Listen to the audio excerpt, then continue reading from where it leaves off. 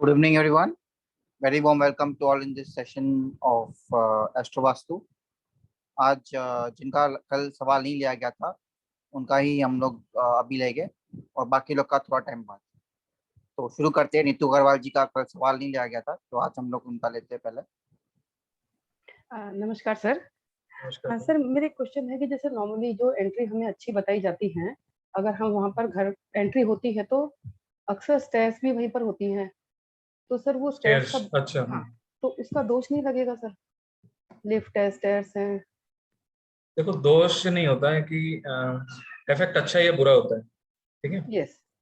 तो इन चीजों को हम देखेंगे कि जैसे फॉर एग्जांपल अगर इस कोर्स के हिसाब से हम इसको थोड़े अलग तरीके से देखेंगे। अगर आप फॉर एग्जांपल बोलते हैं जी मेरे को करियर के रिलेटेड प्रॉब्लम है ना, तो हमें ये पता चल चुका है कि कौन से जोन करियर को इम्पैक्ट करते हैं, कौन से देवता करियर से जुड़े हुए हैं, अच्छे के लिए बुरे के लिए, है ना। तो उससे हम इसको एनालाइज करेंगे जब आपकी जो दशा चल रही होगी, जो नक्षत्र होगा, उनसे उसको जोड़ के देखेंगे। लेकिन अगर ओवरऑल वास्तु की बात करें, अगर एंट्रेंस के आसपास अगर सीढ़ी भी आ जाती है तो उतना नुकसान नहीं करती। अच्छा, सीढ़ी हो, लिफ्ट हो, नहीं नुकसान करती है। और सर जैसे बीम भी होते हैं घर में ऊपर, तो उसकी भी रेमेडी होती है? मतलब हम कुंडली में कैसे देखें कि ये दोष आ रहा है? नहीं है। नहीं, हम इसको ना थोड़ा अलग अप्रोच से चलेंगे। जैसे मैं बार बार कह रहा हूँ, ये वाला कोर्स थोड़ा अलग अप्रोच से चलने वाला है, जिससे हम आपकी कुंडली को देखेंगे, पहले आपके समस्या को समझेंगे, उस हिसाब से हम डायरेक्शन में पहुंचेंगे कहाँ दिक्कत है। हाँ, ये प्रोसीजर थोड़ा अलग रहेगा। हाँ, मैं बिल्कुल आपकी बात समझी कि जो हमें प्रॉब्लम है कुंडली के हिसाब से, और फिर उसके हिसाब से उस समस्या के हिसाब से कौन सा देवता कौन सा जोन है। तो मैं यही पूछ रही हूँ कि अगर कोई बीम या स्लोप समझिए गलत है तो वो कुंडली में मालूम पड़ेगा सर? ये पता चल जाएगा ये डायरेक्शन में प्रॉब्लम है, चाहे वो बीम हो या क्या हो। अच्छा। और सर मेरे एक चीज और क्वेश्चन था, छोटा सा ही है, कि जैसे 8 डायरेक्शन के हिसाब से आपने वो बताए हैं कि ये हाउस, ये प्लेनेट, अब इसमें हमने 8 का 16 किया है, लेकिन हाउसेस तो 12 होते हैं सर, तो फिर वो बाकी 4 कैसे हम सेट करेंगे? और प्लस ब्रह्म स्थान भी है। आएंगे बताऊंगा। और एकदम लास्ट, सबसे लास्ट क्वेश्चन है, आपने बताया फर्श चंद्र होता है, और वुडन जो है, वो वुडन फर्श आजकल बहुत ट्रेंड है, वो शनि होता है। और वैसे शनि चंद्र आपस में अच्छे नहीं माने जाते, लेकिन वैसे वुडन फर्श बोलते हैं कि अच्छे होते हैं। तो हम इसे किस तरह से लेंगे इस चीज को? वो चीजें जो है, अगर आपका 9वें घर का सबलॉट, जैसे ये अभी ये स्टेटमेंट अगर जैसे मैं कई लोगों को बोलूं उनको समझ नहीं आएगा। 9वें घर का सबलॉट अगर शनि बन रहा हो और उस टाइम पे आप वुडन फ्लोरिंग कर लेते हैं तो वो आपको नुकसान। ठीक है, चिंतन जी का भी नहीं लिया गया था तो चिंतन जी अपना सवाल पूछे। नमस्ते सर। नमस्कार जी। तो कल जेमस्टोन्स के बारे में बताया, तो उसमें कुछ कैरेट कितना, क्वांटिटी कितना, वो पता बाद में बताएंगे। देखिए, एनर्जी को यूज करने के लिए एटलीस्ट जो है मिनिमम 2, मैक्सिमम जितना मर्जी जेमस्टोन आप डाल सकते हो। तो लेकिन कैरेट कैरेट का कोई दिक्कत नहीं है। कैरेट जनरली हम जो यूज करते हैं 5.5 4.5 कैरेट इस हिसाब से यूज करते हैं एक स्टोन का। ठीक है सर। और कल आपने बोला था एंसेस्ट्रल प्रॉपर्टी इज गुड, सो जैसे मतलब प्रॉपर्टी पुराना होता है उसका वास्तु इफेक्ट कम होता जाता है, वैसा वो उसके लिए कि और कोई रीजन है? एक्चुअली क्या होता है कि जो घर होता है ना, घर में अगर पुश्तैनी घर हो तो जितने भी उसमें खराबी आनी थी वो आपके माता पिता ने झेल लिए। ओके। इसलिए आपके लिए वो अब शुभ है। ओके। और मींस अभी पेरेंट्स भी, सपोज मदर इज अलाइव, सो उन पे ऊपर, मदर पे ऊपर आ सकता है, बोल सकते हैं? नहीं, उन्होंने जिंदगी में जो झेलना था झेल चुके हैं उस मकान से, ऑलरेडी डन। अभी जो है means I am getting the good effect, ऐसा बोलेंगे? हाँ जी। ठीक है सर। और घर में मंदिर भी है, सपोज नॉर्थ ईस्ट कॉर्नर में अच्छा मानते हैं, लेकिन ईस्ट फेसिंग है, and when we are sitting we are facing toward the west, तो that will also be good. हाँ जी, अच्छा है। लेगा सर। और कल लोग घर के बारे में बोल रहे, घर से हम लोग वर्क फ्रॉम होम करेंगे रूम में, तो रूम का इंडिविजुअल ब्रह्मस्थान लेके एंट्रेंस ऑफ हाउस लेंगे ना, कि कॉमन सेंटर से ही अपना रूम का एंट्रेंस लेंगे? एक तरह कंफ्यूज नहीं होना है, हमने कॉमन सेंटर से ही एंट्रेंस को देखना है कि कौन सा एंट्रेंस में वो फॉलो हो रहा है, उसी का इफेक्ट आएगा। ठीक है डन सर। और एक लास्ट क्वेश्चन, सपोज एक बिल्डिंग में कॉमन जो सेंटर एरिया होता है ना ब्रह्मस्थान, दैट इज वो पूरा शाफ्ट आता है common for all the flats, तो उसको भी वो कट मानेंगे बाद में कि it will be a Brahmasthan empty space मान सकेंगे फ्लैट में? वो ब्रह्मस्थान अगर किसी का इस तरह से डिजाइन्ड है कि बीच में शाफ्ट आ रहा है तो ठीक नहीं। Okay, not good. So cut ही मानेंगे ना इसको? नहीं, कट नहीं मानेंगे जी। खाली जगह बुध होती है तो उसको बुध मानेंगे, और सेंटर में बुध होना ठीक नहीं है। ओके ओके, मतलब 9th हाउस में बुध आ गया वैसा बोलेंगे ना, which is not good. Means this house is all not good in खाली, और सपोज ऐसे ही विदाउट वॉल्स तो एम्प्टी रहा तो अच्छा रहेगा वैसे बोलेंगे, बट ये 4 वॉल्स कवर्ड हो गया इसलिए नॉट गुड। ठीक है, ओके, थैंक यू सर। ठीक है, तो बात। Hello sir, good evening sir. Good evening जी।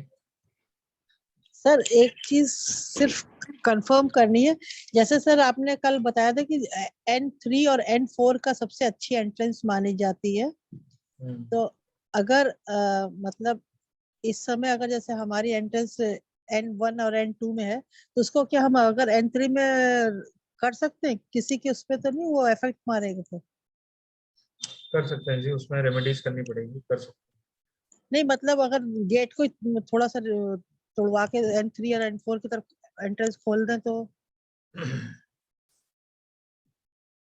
कर सकते हैं। अगर आपने ग्रिडिंग प्रॉपर कर ली है तो आप कर सकते हैं जी ये चीज, क्योंकि गेट को थोड़ा सा इस साइड में करना पड़ेगा बस, बाकी तो N1 और आप N2 पहले आप ये भी चेक करें ना, आपको सिम्टम्स आ रही है नहीं आ रही, समस्याएं आ रही नहीं आ रही जो हमने डिस्कस किया है। अगर जो वो आ आपने रही है जी तो सर डेफिनेटली आप स्टेप ले सकते हैं। जो आपने कल सर बताया था वो आ रही है, जी जी कभी किसी के ऊपर कभी किसी के ऊपर, तो वो समस्या तो है घर में, जी, तो फिर आप वो स्टेप ले सकते हैं। तो उसको हम अगर लोग पॉसिबिलिटी, हाँ अगर हाँ, पॉसिबिलिटी है ना शिफ्ट करने की तो शिफ्ट आप कर करने सकते की है, तो फिर उसको पुराने वाले को बंद करवा दें या फिर उसको भी रहने दें गेट को? हैं। नहीं नहीं, उसको फिर बंद करना पड़ेगा ना। उसका दीवार वहां पे मतलब दीवार बनवा दें? हाँ हाँ जी, हाँ जी। ठीक ठीक, thank you sir, thank you so much. Thank you. ठीक है, तो रचना जी और सुमित्रा जी आप दोनों ही बचे हैं जिनका क्वेश्चन कल का पेंडिंग था, तो if you are here then you can raise your hand, बाकी लोग के we will start in next 2 minutes.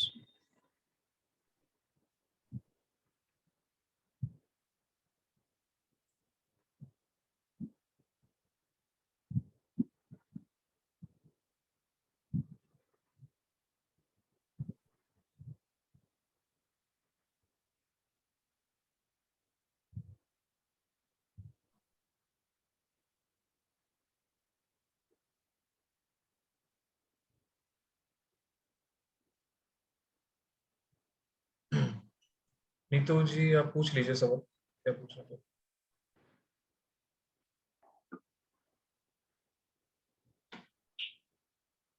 Sir किसका ले रहे हैं सर? ये नीतू जी ने कहा कि एक और सवाल पूछना है, नीतू अग्रवाल। नहीं नहीं सर, वो टर्न बाय टाइम होता है, ऐसा नहीं होता है। अच्छा सबको जैसे रोटेशन करके वो मिलता है, उनका हो गया ना स्टार्टिंग में। जी जी।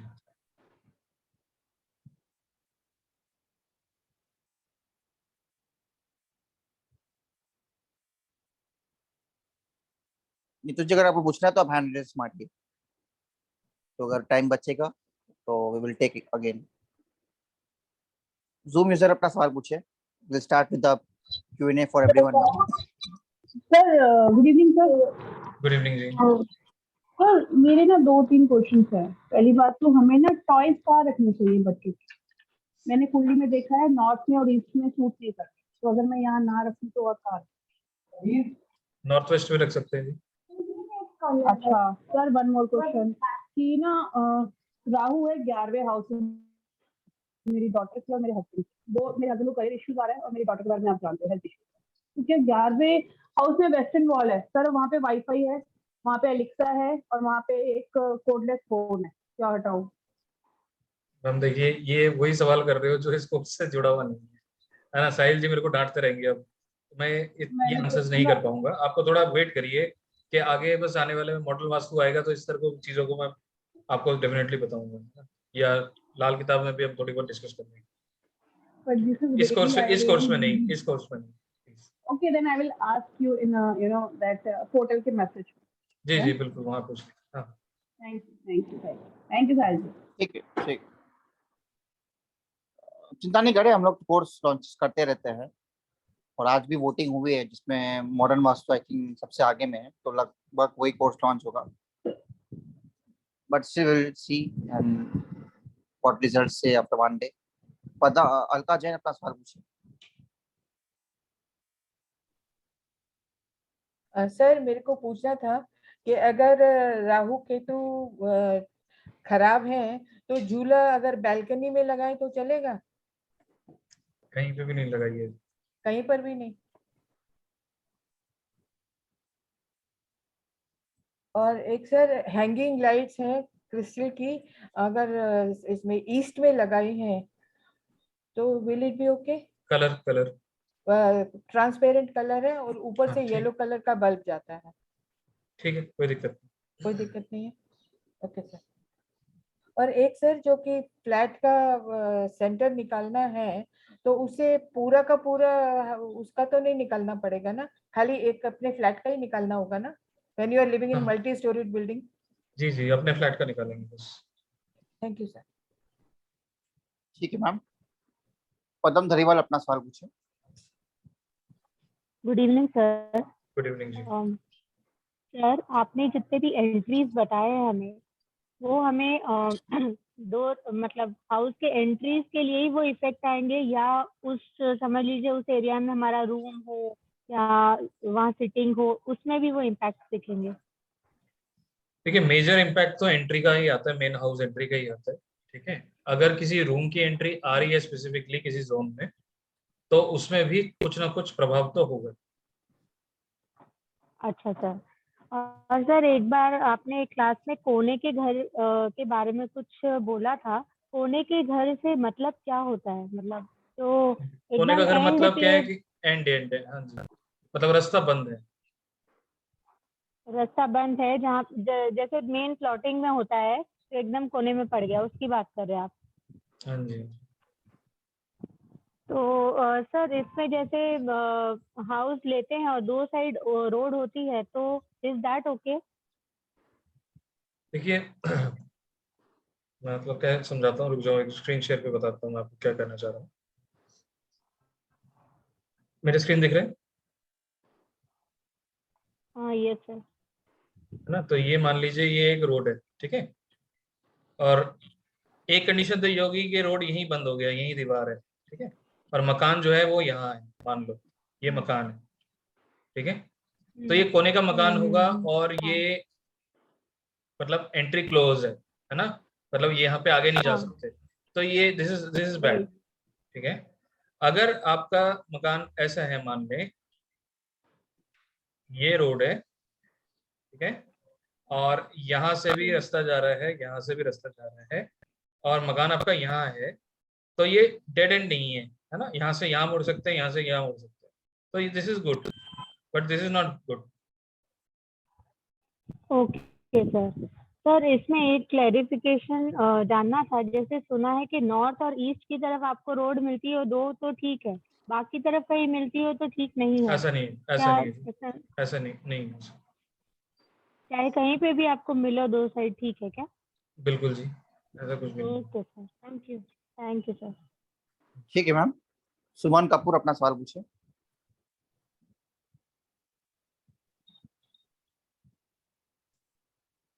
सुमन कपूर जी अपना अनम्यूट करके सवाल पूछे। हेलो। जी मैम हेलो, नमस्कार। हाँ जी नमस्कार जी, साहिल जी नमस्ते। जी नमस्ते। हाँ, मेरा सवाल ये था, जैसे आपने ये कहा कि नॉर्थ ईस्ट का जो देवता है जो उसको डिनोट करता है वो बृहस्पति है, गुरु है, ठीक है, तो मेरे हिसाब से अगर हम प्लैनेट प्लैनेट नॉर्थ ईस्ट का जुपिटर है, ठीक है, जी जी जी, अगर हम नॉर्थ ईस्ट में सीढ़ियां बना देते हैं तो इसका मतलब हमारा जुपिटर खराब हो जाएगा? नॉर्थ ईस्ट में सीढ़ी होगी तो बृहस्पति को थोड़ा बहुत तो असर आएगा, हाँ। लेकिन उतना खराब नहीं आएगा। अच्छा, नॉर्थ ईस्ट में तो मैं एक्चुअल में मैं ना भारतीय विद्या भवन से वास्तु का भी कोर्स कर रही थी।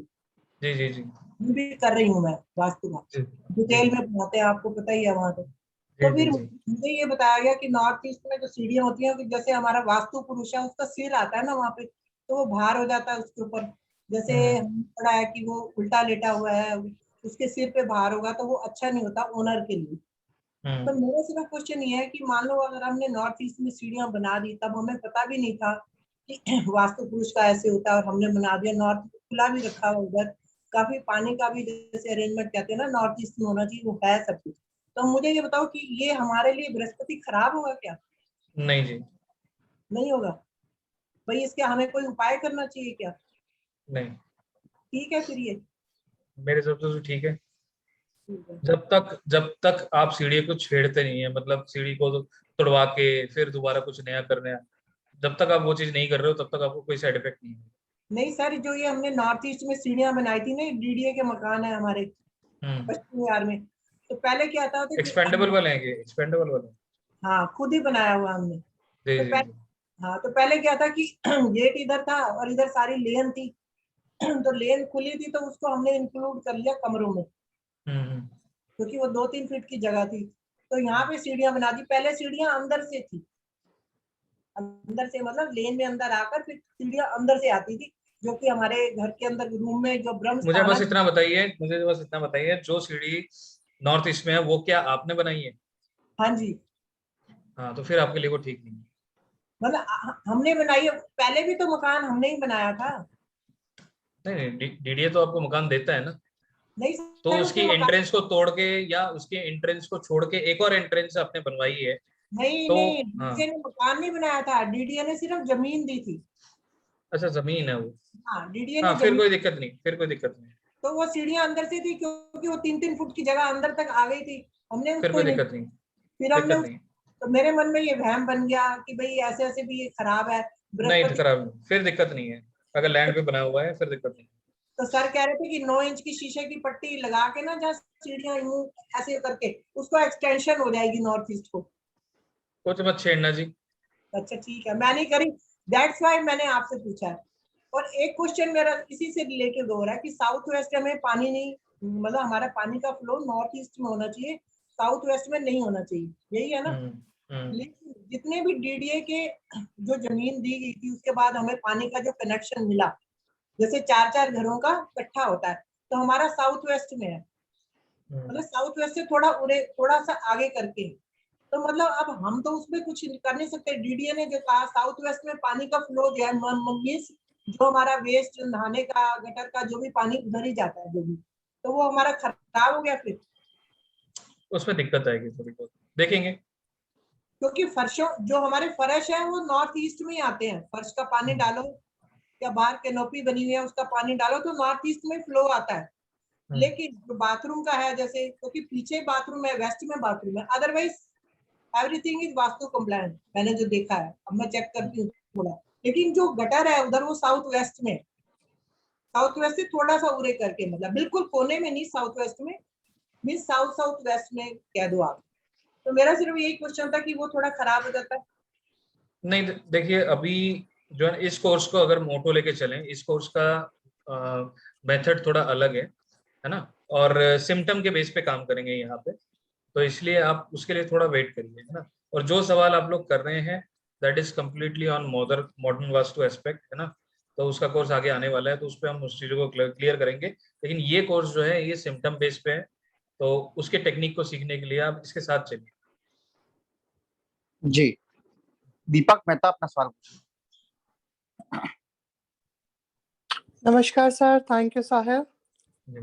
जी सर मेरा आपसे क्वेश्चन था कि अगर जैसे आप 9th हाउस में मरकरी है और मैं अपना देखूं तो हमारे घर के सेंटर में भी थोड़ी सी ग्रीन टाइल्स हैं, और सर हमारे यहाँ मेरा या बच्चों किस है कि 9th हाउस में मरकरी है, तो आई थिंक तो सर हम वहाँ पर लेकिन कौन से कलर के कारपेट से उसको कवर कर सकते हैं? क्योंकि अगर जुपिटर का आप येलो बोलते तो येलो मेरा दिल नहीं मानता पैरों के अंदर आने के लिए, तो सर हम वहाँ पे व्हाइट जो है वो बेटर रहेगा। इसके लिए ना पूरा चार्ट देखना पड़ेगा, बाकी वैसे भी आपने कंसल्टेशन लिया है, उस पर बात कर लेंगे, ठीक है? ठीक है सर, थैंक यू। दूसरा सर, जी बोलिए बोलिए।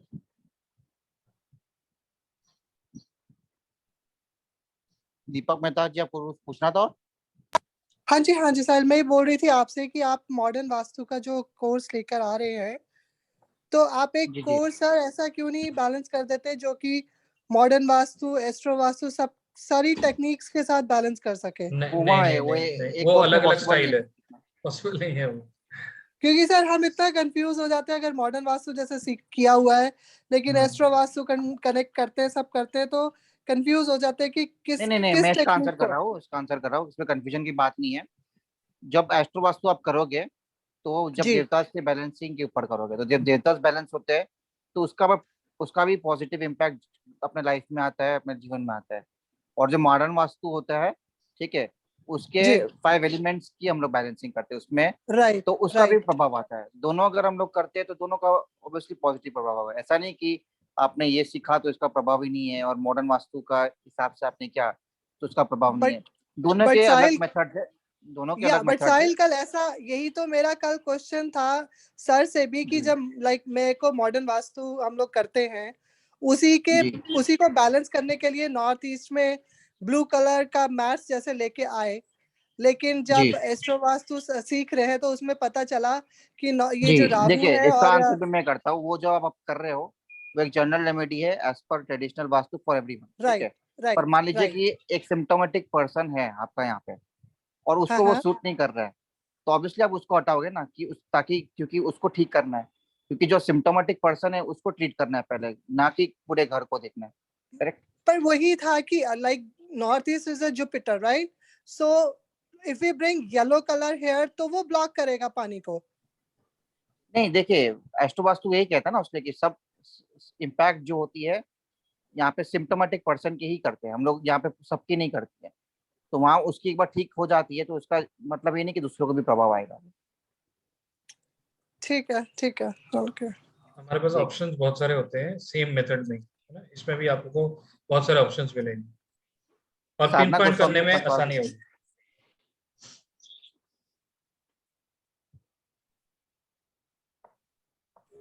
साधना गोस्वामी अपना सवाल पूछे।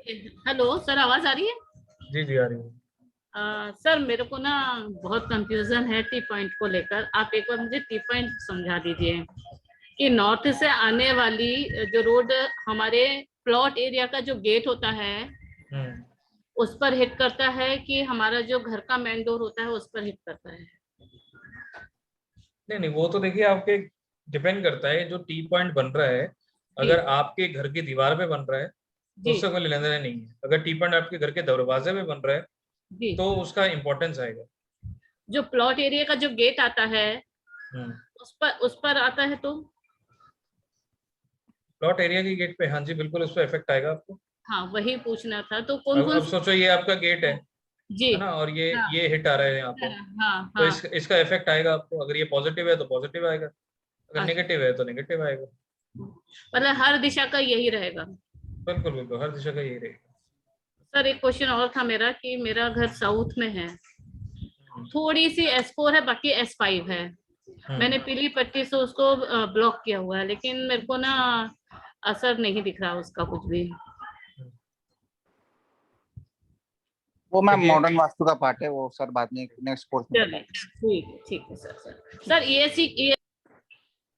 ठीक है, तो अभी 7:30 हो गए, तो we will start the class. और क्लास स्टार्ट होने से पहले मैं यही कहूंगा कि जो लोग भी यहाँ पार्टिसिपेंट्स ने ज्वाइन किया है, तो आई फील उन्होंने कोर्स कंटेंट ठीक से नहीं पढ़ा होगा, या मे बी कंफ्यूज हो गए थे कोर्स कंटेंट के हिसाब से। This course is on astro vastu and 45 देवतास balancing only.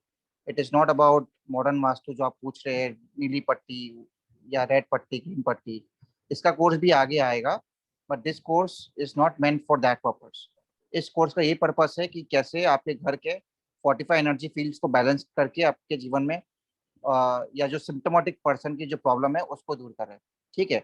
बाकी जो आप स्टेयरकेस का बात कर रहे हो, रूम मेरा गलत दिशा में है, या मैंने सेंटर पे ये रख दिया है या वो रख दिया है, इस कोर्स के कॉन्सेप्ट उस फिलोसफी पे नहीं वर्क कर रहे। तो आप थोड़ा धैर्य बना के रखिए और सीखते रहिए। ये कॉन्सेप्ट भी सीखिए, फिर मॉडर्न वास्तु का कोर्स है उसका भी कॉन्सेप्ट सीखिए, स्टेप बाय स्टेप आप सीखिए। तो सर आप क्लास स्टार्ट कर दीजिए, टाइम हो गया। तो देखिए, यही चीज आपको समझना है, ये कोर्स सिम्टम बेस पे चलता है और इसमें एस्ट्रोलॉजी में KP is involve.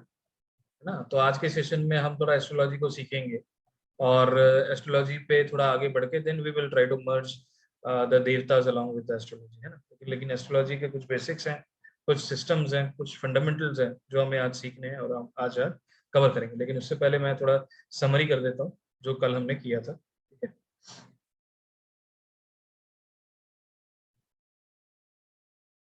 Okay, in the day 5, we discussed about the north entries and the devata which are connected in the north direction.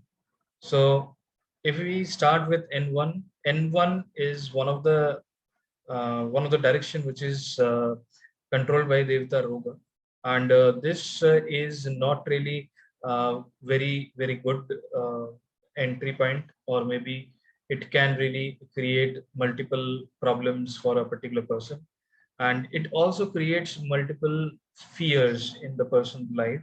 So this is an area which is not really good. Okay, so this entry point can really give you bad results.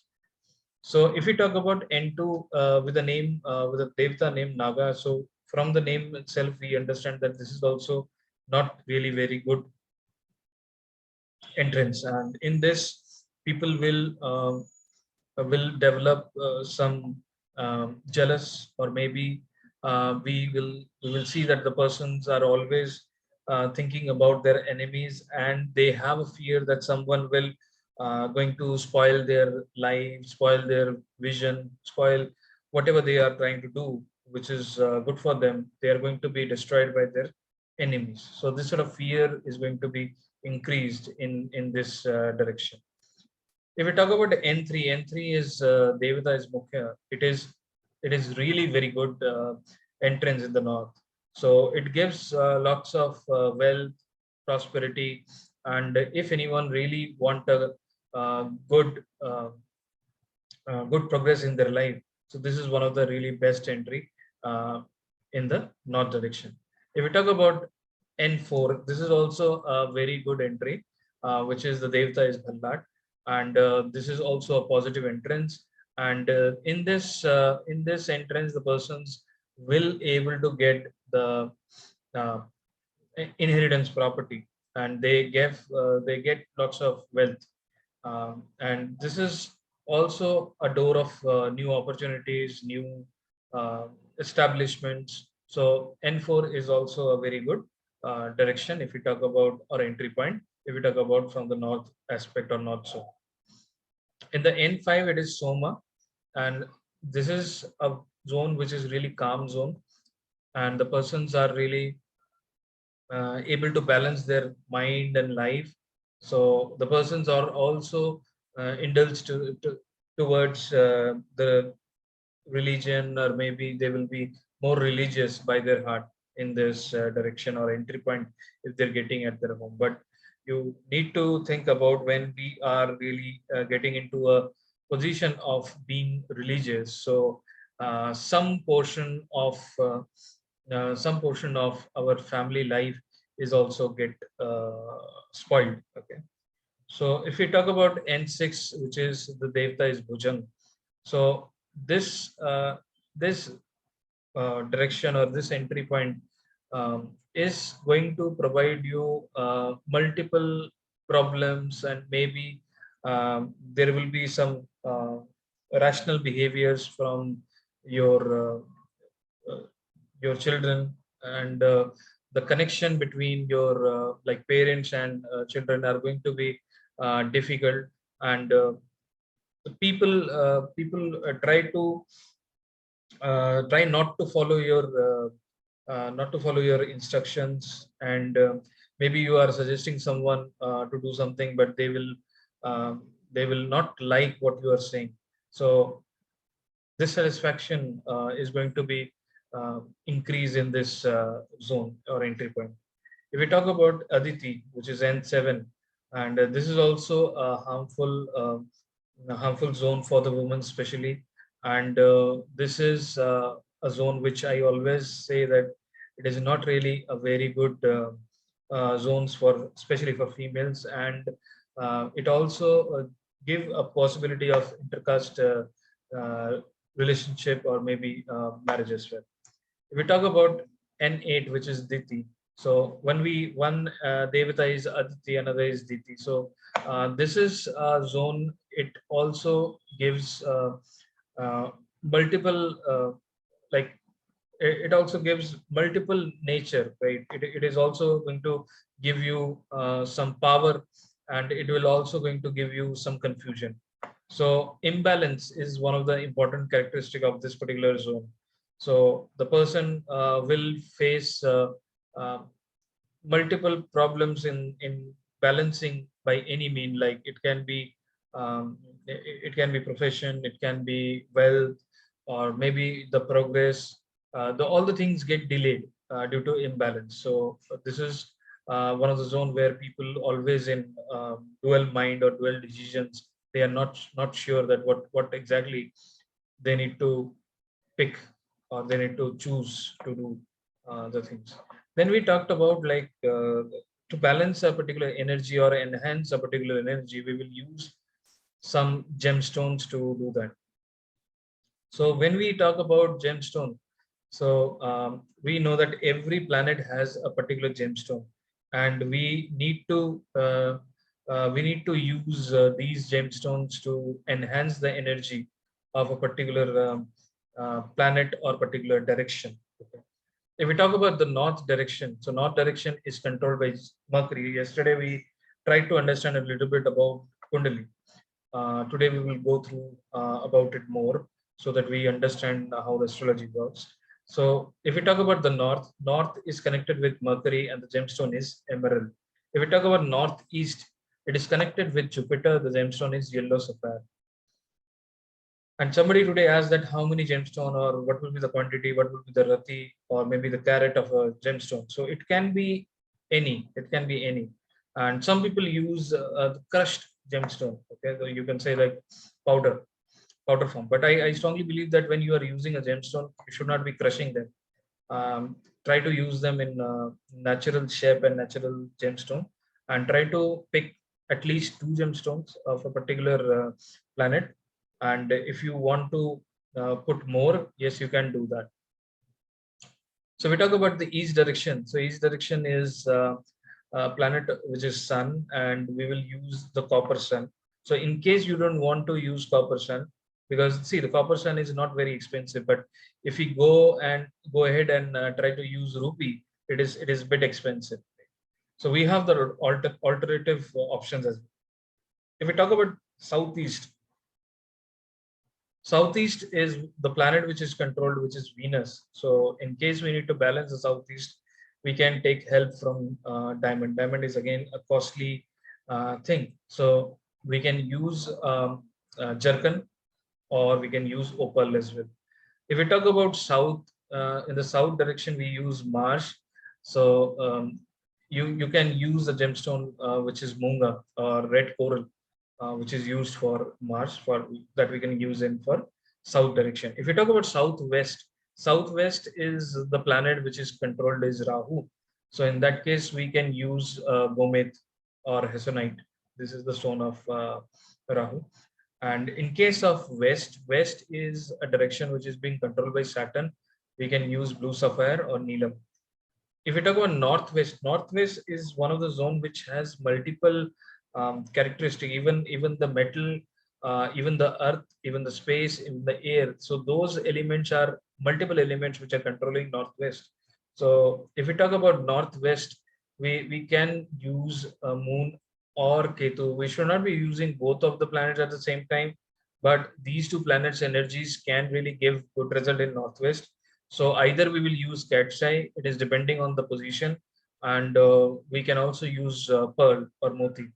Moti or pearl, which is the best or best gemstone which you can use to activate the northwest direction. If we talk about the center, center is one of the things which also known as Brahma or Brahmastan.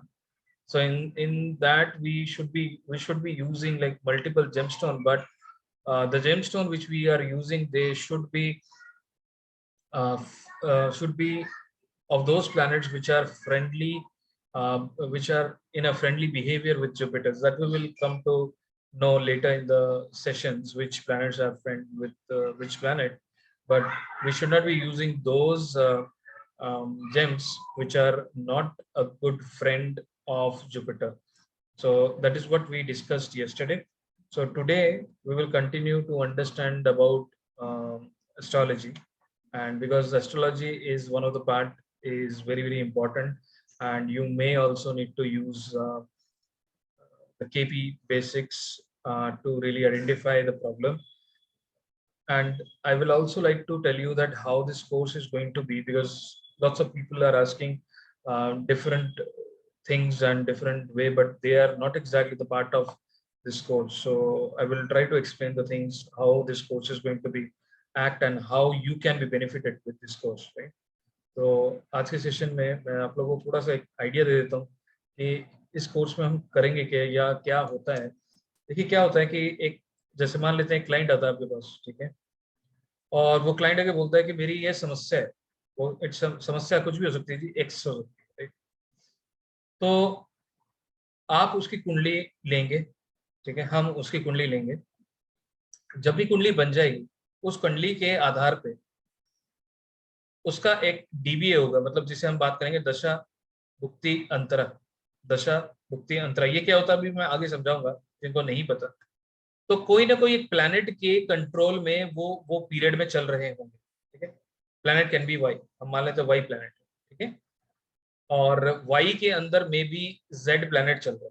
तो that I will explain, अभी just एक overview मैं समझाने की कोशिश कर रहा हूँ। तो वो आपके पास आता है, बोलता है कि मेरी ये समस्या है। तो हम देखेंगे ये प्लैनेट और ये प्लैनेट, ये दोनों जो ऑपरेटेड है, ये कौन कौन से, जिस घटना की ये बात करें, कौन कौन से पॉजिटिव एंड नेगेटिव लेके चल रहे हैं।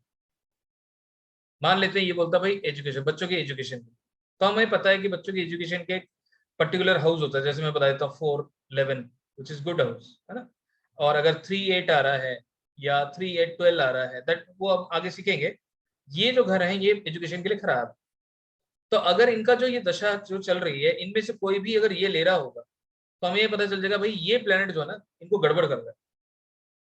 तब हम क्या करेंगे, हम इस प्लैनेट को एनालाइज करेंगे और इस प्लैनेट के एनालिसिस से हमें एक देवता मिल जाएगा जो ये स्पॉइल कर रहा है, या जिसके इम्बैलेंस से वो स्पॉइल हो रहा है। इस देवता से आपको डायरेक्शन पता चल जाएगा कि कौन से डायरेक्शन में प्रॉब्लम है, हम जाके उस डायरेक्शन को ट्रीट कर देंगे। ये इस कोर्स का मेथड है और इससे आपको रिजल्ट भी मिल जाएगा। किसी के घर में आपको विजिट नहीं करना, ना ही कोई डिवाइस यूज करना है, आपको with the help of this kundli you will able to understand भाई कौन सा डायरेक्शन में प्रॉब्लम है, या कौन से देवता में प्रॉब्लम है, या कौन सा एंट्री पॉइंट यहाँ पे प्रॉब्लम क्रिएट कर रहा है। अगर ये पॉइंट सबको समझ आ गया है तो एक बार प्लीज यस मेरे को लिख के दीजिए, ठीक है। ये चीज डिटेल में रिपीट होगी, मैं जस्ट एक ओवरव्यू आपको दे रहा हूँ कि ताकि आप लोग सब समझ पाओ ये कोर्स है क्या। मुझे अभी भी लग रहा है कि शायद आप लोग अभी भी क्लियरली समझ नहीं पा रहे ये कोर्स क्या है, but this is a new technique, but it is very effective technique, that is why we are trying to tell you कि ये this is going to be helpful for you. Okay, चलिए, जिनको समझ नहीं आया they can watch the recording, लेकिन आगे जाके देखिए यही चीज हम मल्टीपल टाइम करेंगे तो ये चीज क्लियर हो जाएगी सबके लिए, है ना। जिनको अभी समझ नहीं आया कोई बात नहीं, अभी समझ नहीं आया तो कोई बात नहीं, हम इसको और डिटेल में करेंगे। ये जस्ट एक क्विक रन थ्रू मैंने बताने की कोशिश करी ताकि जिनके दिमाग में मल्टीपल क्वेश्चन चल रहे भाई कैसे करेंगे, क्या करेंगे, ये क्यों नहीं बताना चाह रहे, है ना। अगर हमारी एंट्री में ये दिक्कत है या वहाँ ये दिक्कत है, ये क्यों नहीं बता रहे हैं। एक्चुअली लोग मॉडर्न वास्तु से कंफ्यूज हो गए तो उनको लग रहा है मॉडर्न वास्तु टेक्निक यूज होगा। Correct correct. तो this is the major technique जो हम यूज करेंगे और ये काफी इफेक्टिव टेक्निक है और आपको काफी अच्छे रिजल्ट भी इसमें मिलेंगे, ठीक है। तो अब हम अपने सेशन को आगे बढ़ाते हैं और इसमें एक क्विकली चीज समझते हैं। देखिए एस्ट्रोलॉजी करने के बहुत सारे मीडियम होते हैं, ठीक है, लेकिन हम यहाँ पे जो मीडियम को यूज करेंगे जिसे कहते हैं केपी। अब कई लोगों को ये पता नहीं होगा भाई केपी क्या है और कई लोगों को ज्योतिष नहीं पता होगा, है ना। लेकिन हम इसमें इतना चीजों को क्लियर करेंगे जिससे आपको बड़े आसानी से पता चल जाएगा कि अगर कोई बोल रहा है कि ये मेरी प्रॉब्लम है तो उसको कौन से घर से देखना है, वो चीज हम क्लियर करते हैं। तो केपी क्या है पहले वो थोड़ा मैं आइडिया देता हूँ। केपी इज कृष्णमूर्ति पद्धति। कृष्णमूर्ति पद्धति मतलब क्या होता है ना। एक लेजेंडरी पर्सन थे कृष्णमूर्ति जी, है ना। उन्होंने रिसर्च किया और उन्होंने एक वैदिक ज्योतिष से एक सिस्टम बनाया जिसका नाम उन्होंने अपने नाम पे रखा, जिसे कहते हैं केपी एस्ट्रोलॉजी। ओके, तो केपी एस्ट्रोलॉजी क्या करता है? केपी एस्ट्रोलॉजी आपके जैसे आप वैदिक ज्योतिष को एनालिसिस करते हो वैसे ही केपी एस्ट्रोलॉजी एनालिसिस करता है। अब केपी एस्ट्रोलॉजी में कुछ मेजर चीजें थोड़ी अलग है। क्या है वो पहले मैं आपको लोगों को समझा देता हूँ।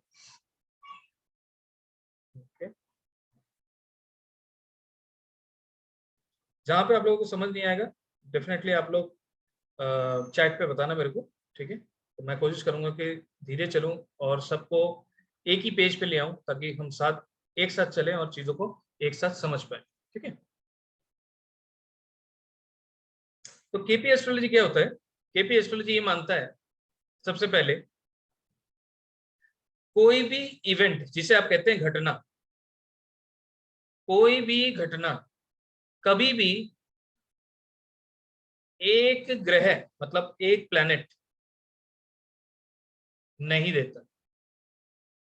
और केपी एस्ट्रोलॉजी ये मानता है कोई भी घटना या जिसे आप इवेंट कहते हैं एक हाउस नहीं देता, ठीक है? पहला पॉइंट क्या है? केपी ये बोलता है कि कोई भी एक घटना एक ग्रह नहीं दे सकता और कोई भी एक इवेंट एक घर से एसोसिएट नहीं होता, मल्टीपल घरों से जुड़कर होता है ना? जैसे हम अगर शादी की भी बात करें तो शादी भी एक घर से नहीं होती। जैसे हम कई बार मानते हैं भाई 7वां घर ही शादी कराता है, लेकिन केपी ये नहीं मानता है, ठीक है? दूसरा पॉइंट क्या है? केपी ये कहता है हर घर का 12वां उसको नुकसान करता है। जैसे कि अगर मैं बोलूं कि पहला घर सेल्फ है मतलब जातक खुद है, उसका 12वां घर क्या होगा? 12th हाउस होगा, जो कि उसका 12वां होगा, वो होगा सीक्रेट एनिमी का, है ना? Secret enemy. अब सीक्रेट एनिमी क्या करता है? आपके लिए अगर कोई सीक्रेट एनिमी जाग जाएगा या कोई सीक्रेट एनिमी आ जाएगा तो क्या करेगा? आपको नुकसान पहुंचाएगा, है ना? तो कहने का मतलब है जो भी घर होगा उसका 12वां जो है वो हमेशा नुकसान पहुंचाएगा, है ना? ये माना जाता है। मान लेते हैं जैसे कि अभी मैंने आप लोगों को बताया कि 7वां घर मैरिज का है, तो इसका मतलब इसका 12वां कौन सा होगा? इसका जो 12वां होगा वो छठा होगा, है ना? तो इसका मतलब जब भी कोई बोलेगा भाई विवाह की कोई समस्या है तो इसका मतलब छठा घर अगर एक्टिवेटेड है तो कहीं ना कहीं ये नुकसान पहुंचाएगा, ये खराबी करेगा, ठीक है? केपी ये कहता है। अगला पॉइंट क्या है? अगला पॉइंट ये है केपी ये कहता है जो प्लैनेट होता है वो उतना पावरफुल नहीं होता, उससे ज्यादा पावरफुल उसका नक्षत्र होता है। मतलब हर एक प्लैनेट किसी न किसी नक्षत्र में होता है, हर एक प्लैनेट किसी न किसी एक नक्षत्र में होता है। जैसे आप मान लो ये एक टॉर्च है, ठीक है? इसमें से व्हाइट लाइट निकल रही, इसमें से व्हाइट लाइट निकल रही है ना? आप यहां खड़े हैं, अब ये लाइट जा रही है, अब इसके बीच में अगर एक मैं ग्लास लगा दूं रेड कलर का, अब ये व्हाइट लाइट के कलर क्या चेंज होगा? यस, नो, क्या होगा? ये कलर क्या चेंज होगा? चेंज होगा, है ना? तो हम बोलते हैं ये जो ग्लास है ये नक्षत्र है, ये जो व्हाइट लाइट है ये प्लैनेट है। अब आप सोचो प्लैनेट कुछ बोल रहा था लेकिन नक्षत्र ने अपने रंग से इस प्लैनेट के रिजल्ट में चेंजेस ले आया। अगर मैं कहूं कि ये प्लैनेट और नक्षत्रों को मिलकर एक अलग ही रिजल्ट आया जो इस जातक को मिला, मतलब उसे लाल रंग दिख रहा है, उसे पता ही नहीं पीछे कौन सा रंग है ना? तो इसका मतलब क्या हुआ? नक्षत्र इज स्ट्रॉन्गर दैट प्लैनेट।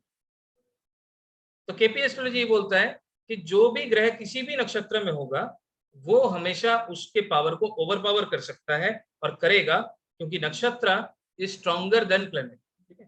तो इसको मतलब हमने कुछ पॉइंट समझे, अभी उस पॉइंट को मैं क्विकली रिपीट करता हूं। पहला जो है केपी ये कहता है कि एक ग्रह कभी भी कोई घटना के रिजल्ट नहीं देता।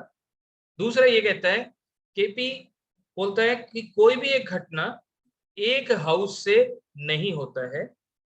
फिर केपी बोलता है कि हर हाउस का 12वां हमेशा उस घर के रिजल्ट को खराब करेगा।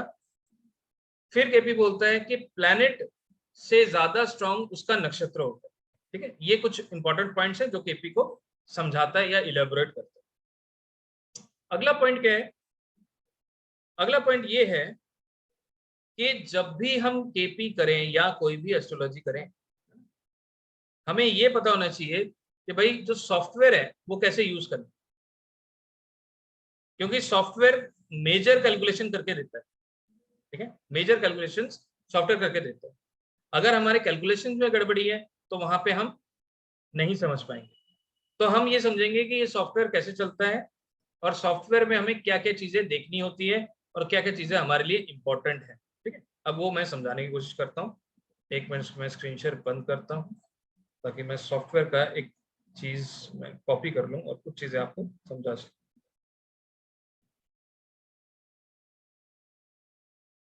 जब भी देखिए सॉफ्टवेयर आप कोई भी यूज कर सकते हैं, ऐसा कुछ भी नहीं है, लेकिन कुछ चीजें मैं दिखा रहा हूँ जो आपको यहाँ पे समझ आएंगी, जो केपी में इंपॉर्टेंट चीजें हैं जो हमें देखनी होती हैं, ठीक है।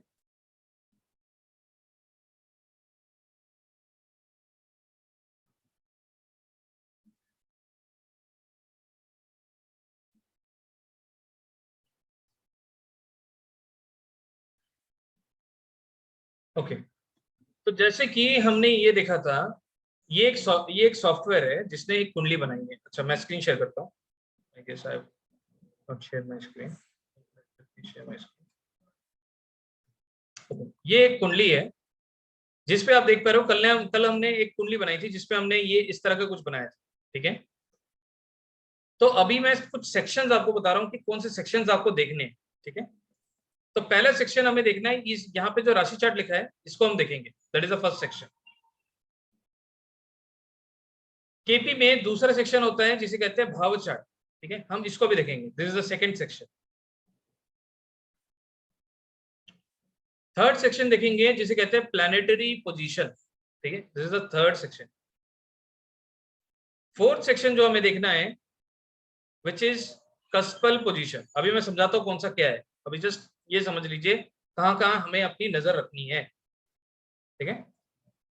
तो पहले पोजीशन पे आपको ये पता चलता है कि कौन सा ग्रह कहाँ है। जैसे आप देख पा रहे हो ये केतु है ना, ये सैटर्न है। तो हमारे पास 9 ग्रह हैं, कल हमने पढ़े थे कुछ ग्रह, ठीक है। मंगल है, जुपिटर है, वीनस है। तो ये हमें दिख रहा है कि ग्रह कहाँ है, ठीक है।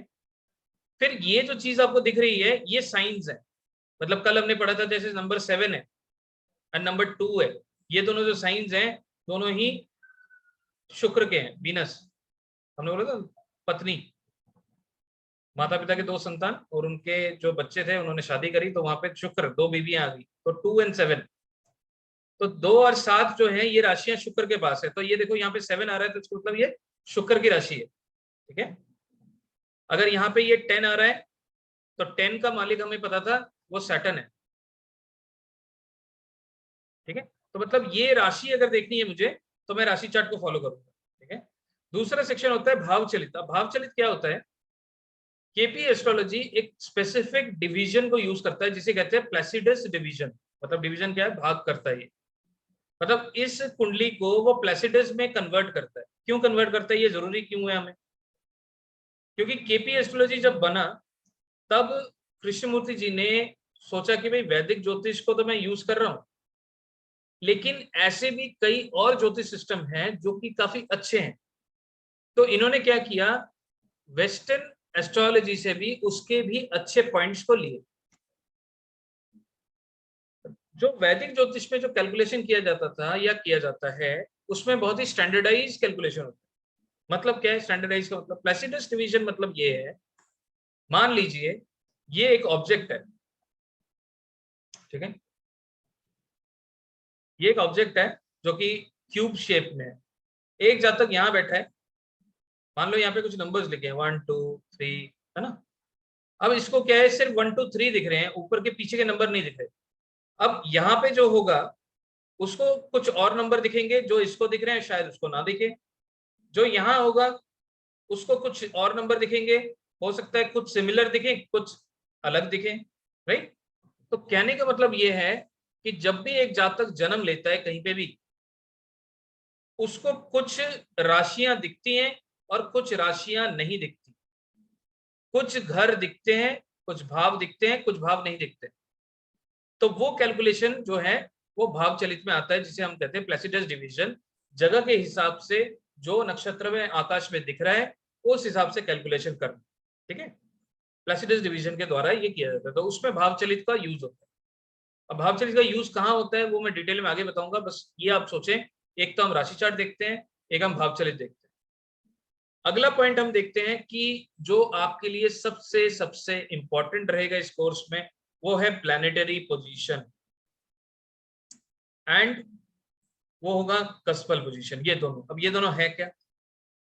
अब आपको पता है हर एक ग्रह किसी न किसी नक्षत्र में होता है। ये जो एसटीएल है, एसटीएल मीन्स नक्षत्र। अब आप देखिए कि सूर्य मरकरी के नक्षत्र में है, Mars is in Mars star, Jupiter is in Jupiter star, Saturn is in Rahu star. तो इसका मतलब क्या है? कोई ना कोई ग्रह किसी न किसी एक नक्षत्र में होगा। तो इसका मतलब क्या है? हमने बोला प्लैनेट अपने एसटीएल के रिजल्ट स्ट्रांगली देता है ना, ये हमने पढ़ा था। तो इसका मतलब अगर मैं कहूं कि मरकरी के रिजल्ट उसका स्टार स्ट्रांगली देगा, दैट मींस केतु। तो अगर मैं मरकरी का रिजल्ट देखूंगा which is Mercury plus Ketu, है ना, equal to Mercury full result, लेकिन केतु जो है it is going to give the stronger result जो ये घरों को ले रहा होगा। वो चीजें मैं आगे बताऊंगा, लेकिन वो देखना कहां से है अभी वो समझा रहा हूं कि देखना कहां से है, ये प्लैनेटरी टेबल से देखना है। प्लैनेटरी टेबल में एक और चीज होती है कि हमें ये देखना है कि भाई ये प्लैनेट कौन से साइन में है। तो यहाँ पे देखिए PIS मींस स्पाइसेस। अगर मैं यहाँ पे देखूं सन नंबर 12 में लिखा है और हमें पता है नंबर 12 किसका है? जुपिटर का है, और जो कि है पाइसेस है, जिसे कहते हैं मीन राशि। अगर मैं कहूँ यहाँ पे सैटर्न में लिखा है cap, cap means Capricorn, Capricorn मतलब नंबर 10, है ना। तो यहाँ पे देखिए शनि जो है नंबर 10 वाले साइन में है, राइट। तो इसका मतलब क्या हुआ कि ये आपको साइन बता रहा है, हर साइन का कोई ना कोई लॉर्ड है। तो यहाँ पे देखो हमें पता है कैप्रिकॉन नंबर 10 मतलब शनिदेव। तो यहाँ पे देखिए उसका लॉर्ड भी यहाँ पे लिखा हुआ है जो कि RL में लिखा हुआ है, RL में यहाँ पे देखो शनि लिखा है। ओके, तो दैट मीन्स क्या है? हर एक प्लैनेट एक राशि में होगा, हर एक प्लैनेट एक नक्षत्र में होगा, है ना। RL मीन्स राशि लॉर्ड। जैसे कि अभी इस कुंडली में हम देख पा रहे हैं कि sun is in the sign of Jupiter, तो हम लिखेंगे सन पाइसिस साइन में है, तो उसका साइन लॉर्ड कौन है? जुपिटर है। पाइसिस मतलब क्या? नंबर 12। तो हमने बोला था नंबर 12 जो है वो एक सलाहकार का है, तो सलाहकार कौन है? बृहस्पति। तो सन इज इन नंबर 12 साइन जिसका मालिक है जुपिटर, तो इसका मतलब यहाँ पे जुपिटर लिखा है, ठीक है। उसके बाद कोई ना कोई यहाँ पे स्टार होगा, ठीक है। एसटीएल मीन स्टार लॉर्ड, जिसे हम star lord is equal to nakshatra, या तो आप नक्षत्र बोलो या तो स्टार लॉर्ड बोलो, ठीक है, एक ही बात है, अलग अलग नाम है लेकिन चीज वही है। अभी जो हमने पढ़ा कि हर एक ग्रह किसी न किसी नक्षत्र में होता है। उसके बाद आपको जो ये टेबल देखना है, इस टेबल में बस इतना ही ध्यान दीजिए। उसके बाद हमें देखना है ये कस्प क्या है। कस्प मतलब क्या है? हर एक घर को, हर एक हाउस को, हर एक भाव को हम कस्प बोलते हैं केपी में, ठीक है। तो हम बोलते हैं भाई एक जो कस्प है CUSP, कस्प 1 मतलब हाउस 1, और भावा जिसको आप कहते हैं भाव, है ना। अब जैसे मैं ये कुंडली बनाता हूं, ये हम डायमंड चार्ट बना रहे हैं जैसे कल बनाया था।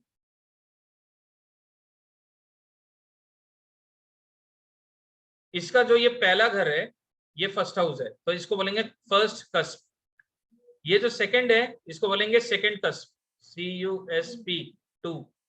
अगर इसको बोलेंगे this is seventh cusp, CUSP 7। अगर इसको बोलेंगे this is 10th cusp, CUSP 10। तो इसका मतलब हर एक भाव, हर एक हाउस जिसको नंबर्स दिए गए उनको कस्प बोला हुआ है। क्यों बोला जाता है? कस्पल डिवीजन, कस्पल डिवीजन, कस्पल डिवीजन मतलब क्या है? अगेन द प्लेसिडस डिवीजन को कस्पल डिवीजन बोलते हैं, इसलिए कस्प बोला गया है, ठीक है। नाम कस्प है लेकिन वो है हाउसेस, ठीक है। नाम कस्प है बट इट इज मीनिंग भाव है, भाव, ठीक है। तो हर एक भाव को हमें देखना है। अब हर एक भाव को कहाँ देखेंगे? आपको ये पता है हर एक भाव में कोई ना कोई एक राशि आएगी, है ना। कस्प में भी कोई ना कोई आरएल होगा। अब आप वापस आते हैं इस कुंडली में, यहाँ पे देखिए पहले घर में मैंने क्या बोला, यहाँ पे 7 लिखा है, तो 7 किसका है आप लोग बताइए? 7 जो साइन है वो किसका है? Venus, right. 7 जो साइन है वो वीनस का है। तो इसका मतलब हम यहाँ पे क्या लिखेंगे? यहाँ पे हम लिखेंगे कस्प का आरएल जो है वीनस है, वीई लिख देंगे, ठीक है। अब वापस जाएंगे, यहाँ पे देखिए कस्प का आरएल के नीचे क्या लिखा है? यहाँ पे वीनस। ओके, जैसे एक प्लैनेट हर नक्षत्र में होता है वैसे ही एक राशि हर नक्षत्र में होता है, ठीक है। तो यहाँ पे मार्स लिखा हुआ है, ये हम याद रखें। वो क्यों कैसे आ रहा है क्या नहीं आ रहा है वो टेक्निकल चीजें आगे आएंगी। अभी हमें क्या चाहिए? हमें 4 चीजें हमने ध्यान से देखी है। वो क्या क्या चीजें? सबसे पहले पहला पॉइंट हमने देखा राशि कुंडली, सेकंड हमने देखा भाव कुंडली,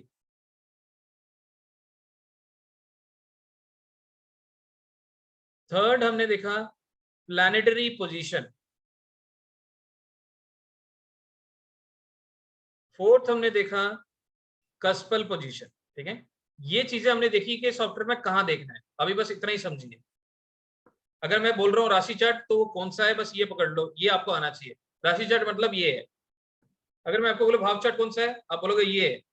अगर मैं आपको बोलूं प्लैनेटरी पोजीशन कहां से देखना है, ये है। अभी इतना ही समझना है आपको। अगर मैं बोलूं कस्पल पोजीशन देखिए तो आपको देखना है यहाँ पे, ठीक है। तो ये 4 पॉइंट अगर सबको समझ आया है कि राशि चार्ट कौन सा है, भाव चार्ट कौन सा है, प्लैनेटरी पोजीशन कौन सा है, कस्पल पोजीशन कौन सा है, तो मुझे यस लिखिए। सिर्फ ये 4 पॉइंट, गुड। तो इसका मतलब आपको ये 4 पॉइंट देखने हैं आगे कि राशि चार्ट कौन सा है, भाव चार्ट कौन सा है, प्लैनेटरी पोजीशन कौन सी है, कस्पल पोजीशन कौन सी, ठीक है। अब हम आगे बढ़ते हैं।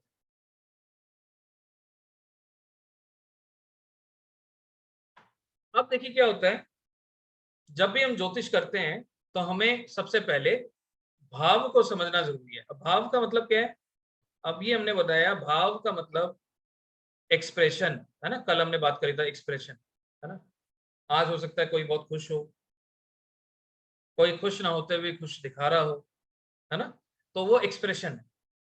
तो इसका मतलब हर एक घर कोई ना कोई चीज एक्सप्रेस करता है। तो वो क्या एक्सप्रेस करता है अब उसको समझते हैं सबसे पहले।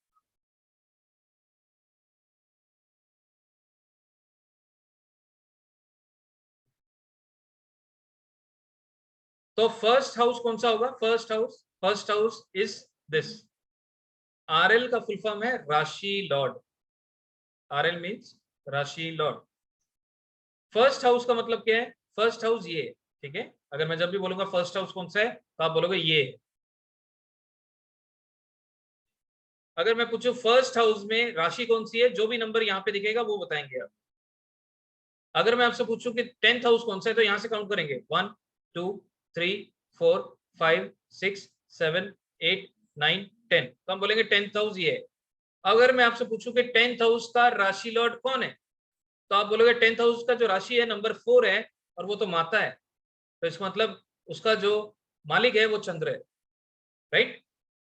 जिनको ज्योतिष कुछ भी नहीं आता है वो बताइए, उनको समझ आया ये 10th हाउस कैसे काउंट करना है और उसका मालिक कैसे ढूंढना है? जिनको ज्योतिष नहीं आता है they have understood this, good.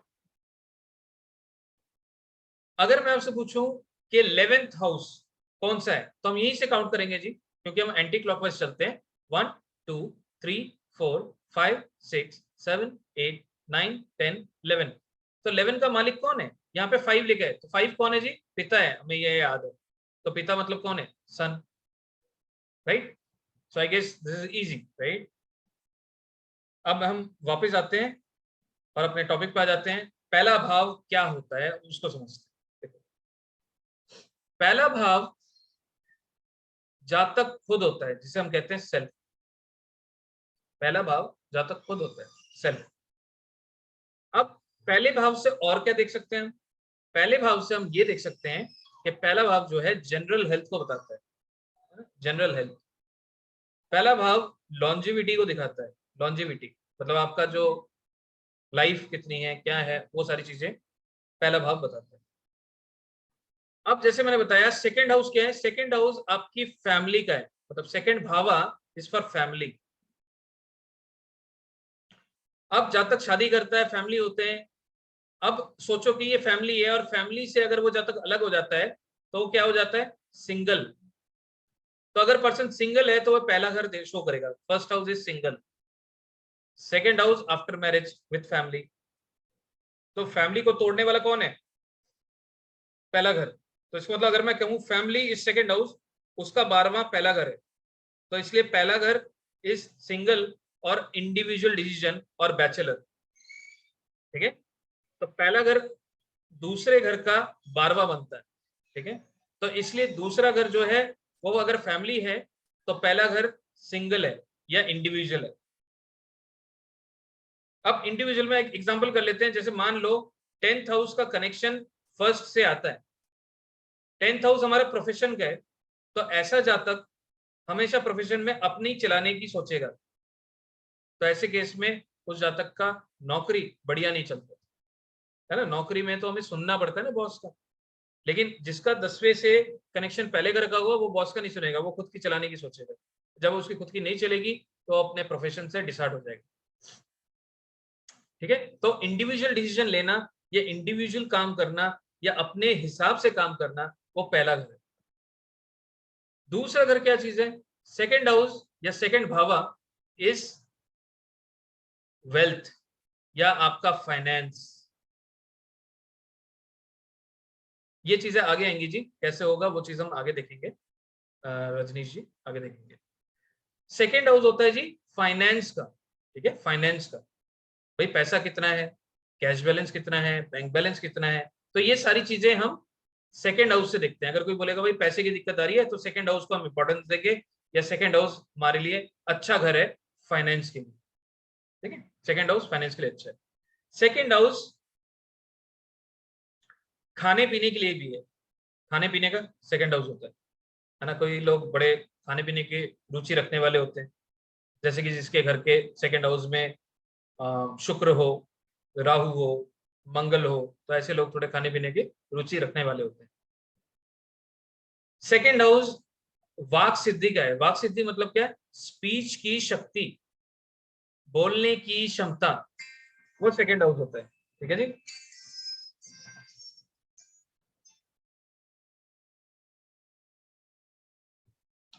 Second house है बोलने की शक्ति या क्षमता। तो सेकंड हाउस का मतलब अगर कोई जातक बोल पा रहा है, कैसा बोल रहा है, कैसी क्वालिटी है ना, किसी की आवाज भारी होती है, किसी की आवाज पतली होती है, तो ये सारी चीजें कहां से आती हैं, सेकंड हाउस से।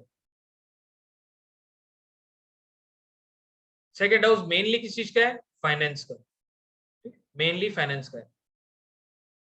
चाहे ज्वेलरी कितनी हो घर पे, वो भी सेकंड हाउस से ही देखेंगे, है ना। थर्ड हाउस, थर्ड हाउस जो होता है वो होता है एफर्ट्स का, है ना, एफर्ट्स का।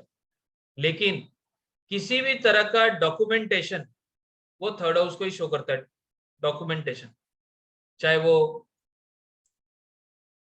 ज्वाइनिंग लेटर हो, चाहे वो कोई लेटर हो, न्यूज़पेपर हो, किसी भी तरह का कम्युनिकेशन करना, चाहे वो ऑनलाइन हो चाहे वो ऑफलाइन हो, रिटन कम्युनिकेशन या टेलीफोनिक कम्युनिकेशन या सोशल मीडिया के थ्रू जुड़ना, तो वो है थर्ड हाउस।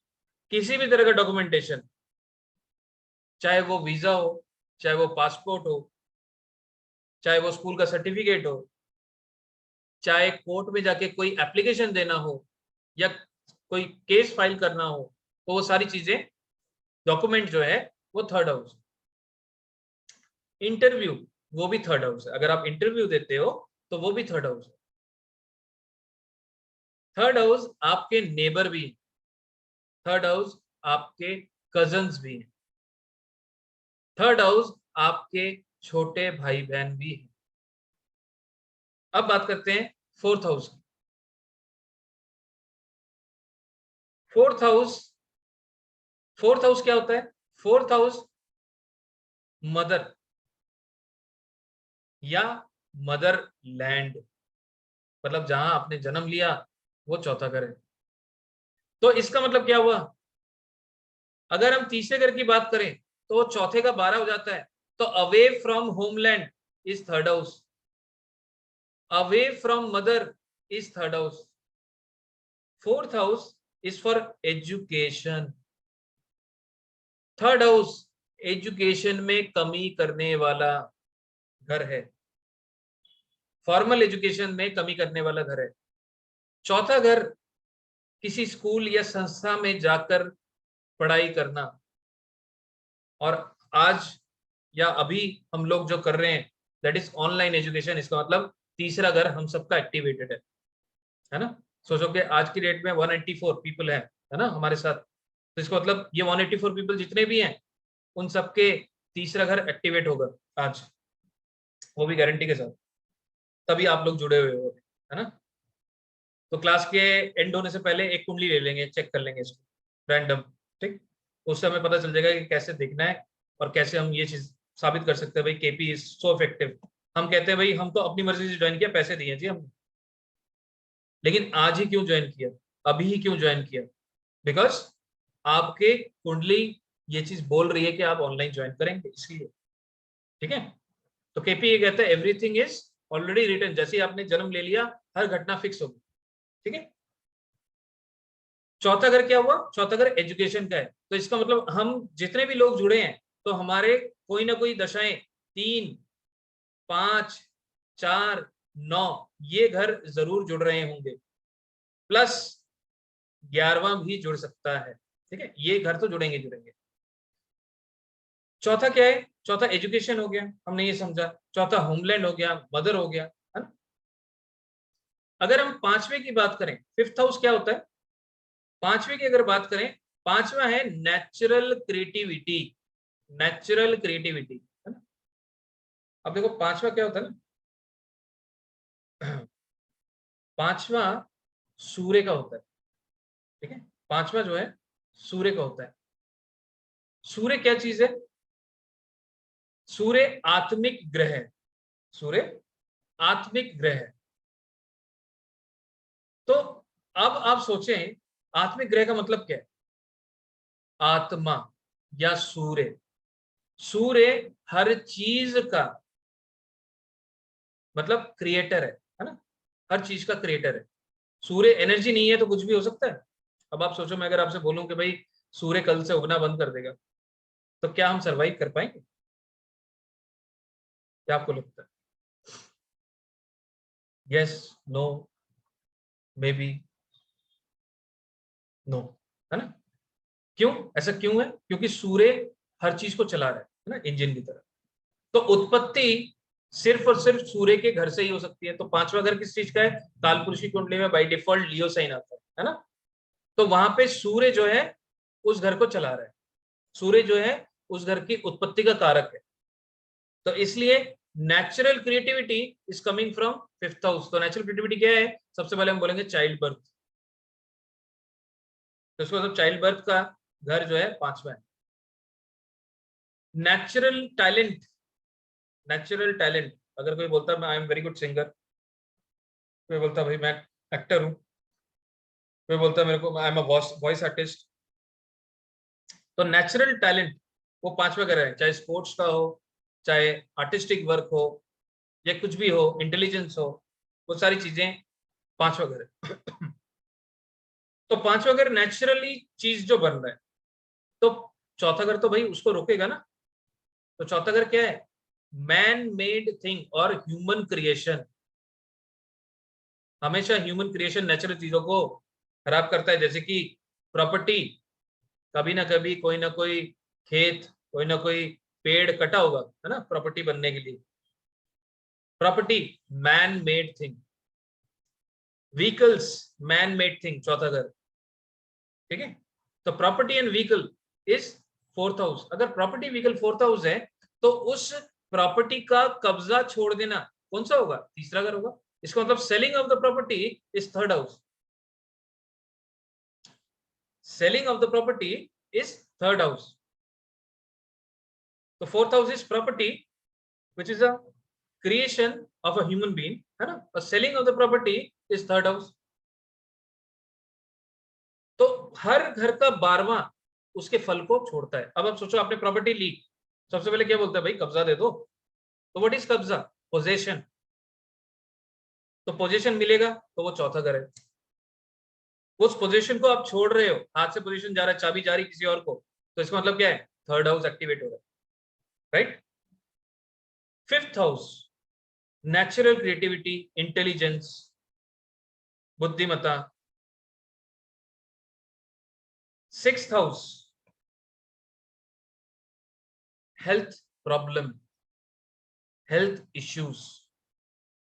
अगर सिक्स्थ हाउस हेल्थ इश्यूज है तो इसका मतलब रिकवरी का घर कौन सा हो सकता है? आप लोग बताइए। अब तो सबको आ गया होगा, मेरी जरूरत ही नहीं है। वेरी गुड, अब सबको पता चल गया भाई छठे घर में अगर बीमारी है तो अच्छा वाला घर कौन सा है? Fifth. Let's connect. Sun is a planet which is a recovery planet, है ना। हेल्थ की अगर कहीं पे भी समस्या आ रही है, वास्तु रिलेटेड भी, तो अगर हम सूर्य को अच्छा करना शुरू कर दें, या सूर्य के जो जोन्स हैं ईस्ट को अच्छा करना शुरू कर दें, तो ऑटोमेटिकली हेल्थ इश्यूज धीरे धीरे ठीक होना शुरू हो जाएगी, राइट। तो सिक्स्थ हाउस अगर वो हेल्थ इश्यूज है तो इसका मतलब उसको रोकना पांचवें घर का काम है, जो कि फिफ्थ हाउस है, which is house of recovery. Sixth house अगर जॉब है, जॉब मतलब sixth house is a house of services, तो जॉब से वेकेशन लेना मतलब छुट्टी पे चले जाना या जॉब छोड़ देना पांचवा घर है ना। अगर आप कहते हो भाई मैं घूमने जा रहा हूँ, एक हफ्ते की छुट्टी चाहिए, that means the fifth house is activated. अगर आप जॉब नहीं कर रहे हैं तो पांचवा घर एक्टिवेटेड है, दैट मीन्स सिक्स्थ हाउस का 12वां एक्टिवेट हो गया। ओके, वो सब चीजें बाद में बात करेंगे। Okay? So we will discuss those things that the same planet are governing multiple houses. We will discuss it later. So sixth house is a karaka of services. Sixth house is a karaka of job. Sixth house is a karaka of health issues. Sixth house is also denotes your servants. Sixth house also denotes tenant. Sixth house also denotes your pet, है ना। घर पे कोई ना कोई पेट होता है, तो उसको कहां से देखेंगे? छठे घर से देखेंगे जी। सिक्स्थ हाउस आपके मामा भी होते हैं, कैसे? हाउ? चौथा घर आपका मदर है, पहला घर आप हो, आपके छोटे भाई बहन अगर आपसे तीसरे हैं तो आपके मदर के छोटे भाई बहन तो आप इनसे तीसरे होंगे, 1 2 3। तो इसका मतलब sixth house is a house of mama ji, है ना, या माता जी के बहन, मौसी जी। जल्दी जल्दी नहीं चलना जी, थोड़ा सबर कर करके चलेंगे, है ना, आराम आराम से चलेंगे। कई लोग ऐसे हैं जिनको नहीं आता है, तो हम आराम आराम से चलेंगे। तो छठा घर क्या हुआ? छठा घर कहीं ना कहीं हमारे मामा का भी होता है, ठीक है। अब सातवें घर की बात करें तो सातवां घर क्या है? सातवां घर हमारे ओपोनेंट है, जिसे हम कहते हैं भाई ओपन एनिमी, है ना। सातवां घर हमारी धर्मपत्नी भी होती है और धर्मपति भी होते हैं, तो इसलिए शायद जो है उनसे नोक झोंक भी ज्यादा होती है ना। ओपन एनिमी, जो भी बात करनी है सामने सामने करते हैं और लड़ते रहते हैं, है ना। मतलब सातवां घर वो है जो जिससे आप डायरेक्ट डेली मिल रहे हो, जिनको जानते नहीं हो, कस्टमर्स, रैंडम पीपल जो आपके सामने आता है। इसका मतलब अगर आप कोई कॉम्पिटिटिव एग्जाम में बैठते हो तो आपके सामने जो कॉम्पिटिटर्स हैं दे आर सेवेंथ हाउस। तो अगर मेरे को उस कॉम्पिटिटर से जीतना है, उसको हराना है, तो इसका मतलब ये सिक्स्थ उसको हरा देगा, मतलब इसका 12वां। तो दैट मीन्स सिक्स्थ हाउस हमारी जीत का घर है। तो इसका मतलब कभी कभी कोर्ट केस हो जाता है, लिटिगेशन हो जाता है, तो उसमें जीत जो है छठा घर देता है। किसको? लगन को, मतलब आपको। तो सेवेंथ हाउस जो है हमारे स्पाउस का भी है। सेवेंथ हाउस वो है जो कष्ट का मारा है, मतलब कस्टमर है ना, वो भी मतलब जिनसे हम डेली मिलते हैं, सेवेंथ हाउस। सेवेंथ हाउस हमारे बिजनेस पार्टनर भी होते हैं, राइट। और सेवेंथ हाउस बैंक भी होता है, बैंक। तो अगर हम लोन लेते हैं, बैंक कहां से अपना खर्चा करेगा? आपका खर्चा है 12th हाउस, और बैंक का खर्चा उसका 12वां, दैट मीन 6, तो छठा घर लोन का भी हो, मतलब छठे घर से लोन मिलता है ना, लोन देते नहीं है हम छठे घर में, लोन देने का अलग घर, लोन लेना मतलब छठा घर। 7th इज बैंक, ठीक है। 7th चोर भी है, जैसे कि घर पे कभी चोरी हो गई तो 7वां घर अगर आ रहा है तो इसका मतलब वो चोर है ना। 8वां घर हमारे इन-लॉज का माना गया है, 8वां घर हमारे इन-लॉज का माना गया है। अब इन-लॉज का घर 8वां है। 8वां घर हिडन नॉलेज को भी मानते हैं, हिडन नॉलेज। 8वां घर डाउरी को भी मानते हैं, है ना, जो पैसा अचानक मिलता है शादी में, बिन मांगे मोती मिल जाता है या पैसा मिल जाता है, तो वो कहीं ना कहीं 8वां है। देखिए 8वां जो है ना, हमेशा लगन के लिए टेंशन है, ये आप समझ के चलो। 8वें की एनर्जी कहीं ना कहीं नेगेटिव होती है, और इस वास्तु के कोर्स में हम 8वें से डरेंगे। जब भी 8वां एक्टिवेट होगा तो कहीं ना कहीं वो वास्तु में वो ग्रह नुकसान हेवी देगा लगन को, लगन हम है। तो 8वां जो है डैमेज करता है, 8वां जो है ऑब्स्टेकल्स है, 8वां जो है डिफिकल्टीज है। अगर मैं 8वें की बात करूं, 8वां डोनेशन लेना है, 8वां डोनेशन लेना है। अगर आप किसी से डोनेशन मांगते हैं तो इसका मतलब कोई एनजीओ जाके डोनेशन मांगता है तो विच इज 8000। अगर आप किसी से डोनेशन मांगते हैं, क्या आसानी से डोनेशन मिल जाता है? मुश्किल से मिलता है। 8वां घर मुश्किल। लेकिन डोनेशन जो है जनरली उतनी मेहनत या नहीं करनी पड़ती, या आपकी कड़ी मेहनत के द्वारा ये डोनेशन आपको नहीं मिला, राइट। डोनेशन लेना 8वां घर है, इसलिए कहा जाता है जो भी ग्रह 8वें में है उसका डोनेशन मत लो। फॉर एग्जाम्पल अगर शुक्र है तो भाई कपड़े मत लो किसी से गिफ्ट में। राहु है तो इसका मतलब क्या है भाई, इलेक्ट्रॉनिक आइटम गिफ्ट में मत लो, ठीक है। तो अलग अलग ग्रह के अलग अलग चीज है, ठीक है। तो कहने का मतलब 8वां घर नुकसान पहुंचाता है। और आपको ये भी पता है कि कहीं ना कहीं कितने टाइम में जब भी हम ऐसे इंसिडेंट देखते हैं कि भाई दहेज दहेज दहेज, दहेज में कितने घर बर्बाद हुए, क्यों हुए? बिकॉज 8th हाउस की जो एनर्जी है which is not good, it is not good, और वो मनी कहीं ना कहीं जाके इम्पैक्ट करती है।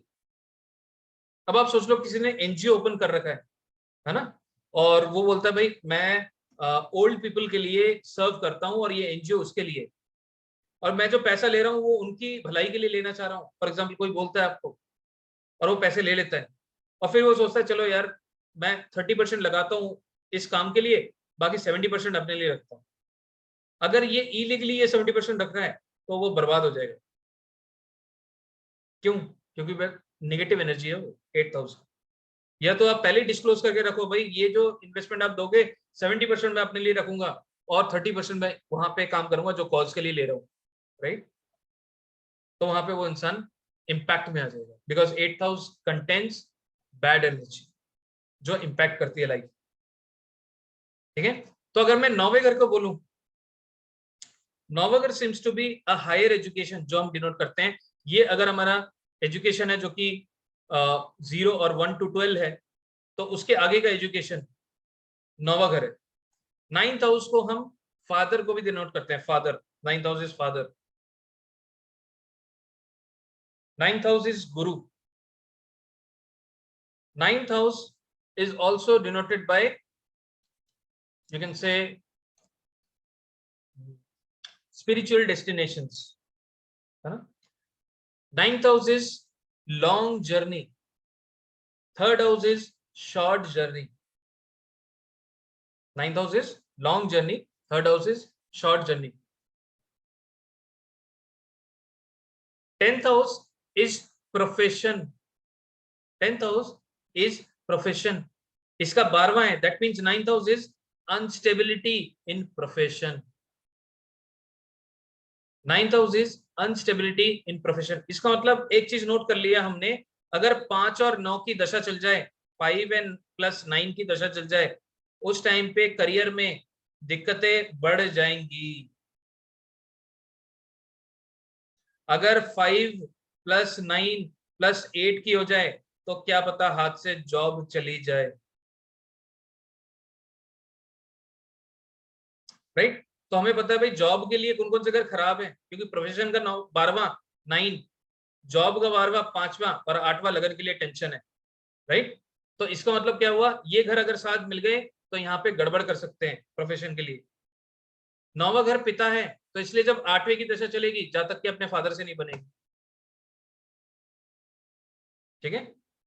तो 9वां घर अनस्टेबिलिटी है, फादर है। 9वां घर एस्ट्रोलॉजी एजुकेशन भी है ना। तो इसलिए मैंने कहा कि आज हम एस्ट्रोलॉजी पढ़ रहे हैं, तो इसका मतलब आज जो भी हमारे साथ जुड़े हैं उनका क्या पता 9वां भी जरूर एक्टिवेट हो, तो वो चीज हम चेक कर लेंगे। अब आगे बढ़ते हैं जी। अब अगला स्टेप है 10th। 10th क्या है? 10th हमने बोला प्रोफेशन। अब प्रोफेशन होता क्या है?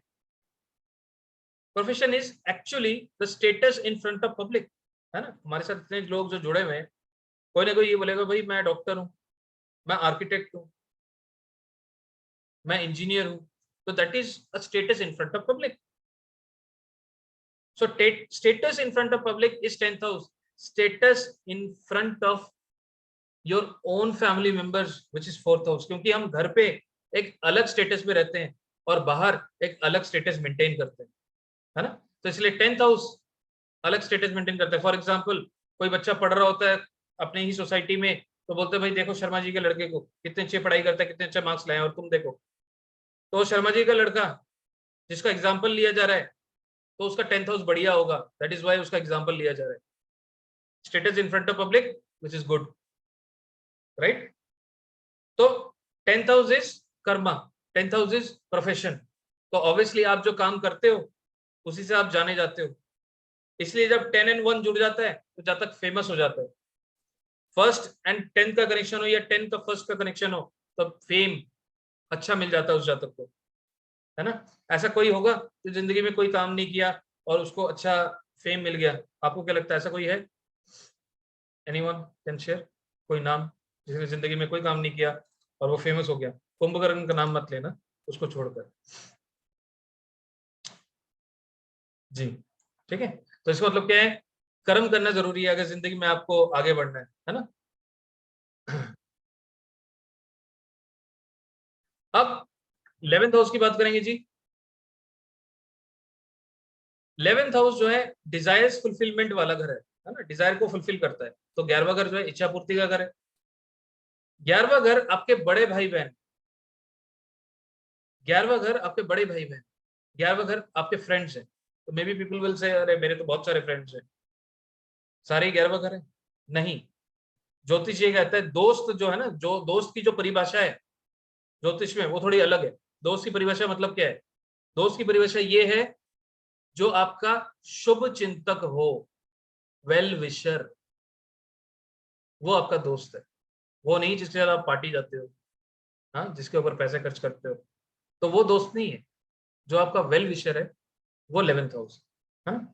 तो फ्रेंड्स जो मतलब well wishers, that is 11th house. तो अगर किसी का 11th हाउस बिगड़ा हुआ है तो इसका मतलब हम क्लियरली बोलेंगे जी उसके वेल विशर्स कम है या उसके फ्रेंड्स कम है, ठीक है।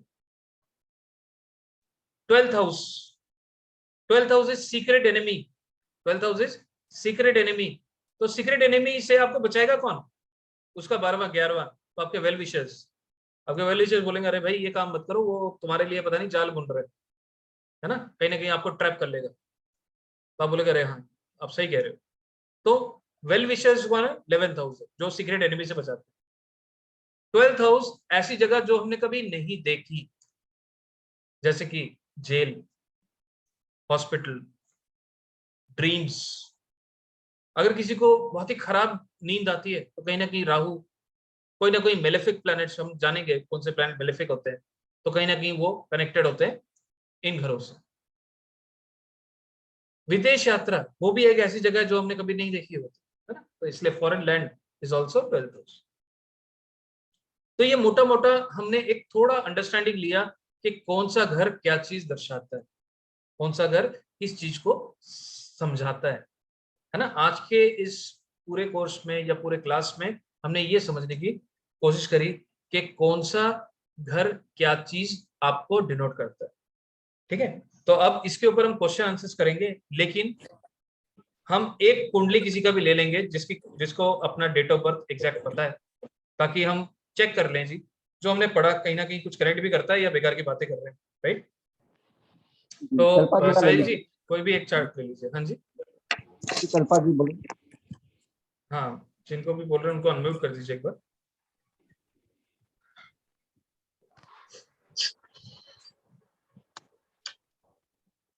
हाँ जी, कौन है? नमस्ते सर। हाँ जी नमस्कार जी। सर 29 अक्टूबर 1974।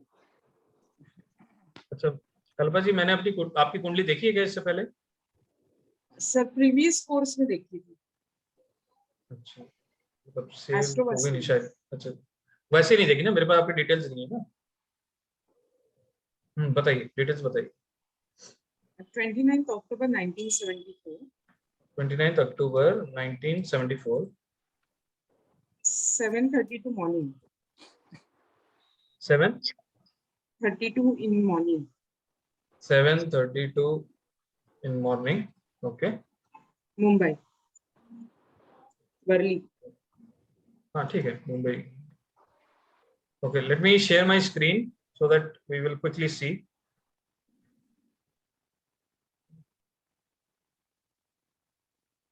अब आपको मेरी स्क्रीन दिख रही होगी। ये जो है आपका लिब्रा असेंडेंट है। Libra, yes sir. And moon sign is Pisces, है ना। जिन लोगों को नहीं समझ आ रहा है ये हम क्या बोल रहे हैं ये बाद में पता चल जाएगा। तो कहने का मतलब ये है कि इनका लिब्रा असेंडेंट, ये इनकी कुंडली बन गई है। अब हम देखना चाहते हैं कि भाई आज इन्होंने ज्वाइन किया तो क्या ये कनेक्ट होते हैं, कहीं कनेक्शन बनता है। तो इसके लिए हम करंट दशा पे चले जाएंगे। करंट दशा वो होता है जो हम डीबीए की बात कर रहे थे, दशा भुक्ति अंतरा। दशा भुक्ति अंतरा, तो इनमें से कोई ना कोई ग्रह उन घरों से कनेक्ट करेगा, ठीक है। तो आज डेट क्या है? 12 तारीख। तो यहाँ पे आप देखिए 12 तारीख 7:51 तक ये दशा चल रही है, मतलब sun, Venus, Saturn, Mars and Saturn, ठीक है। हम इनको नोट कर लेते हैं।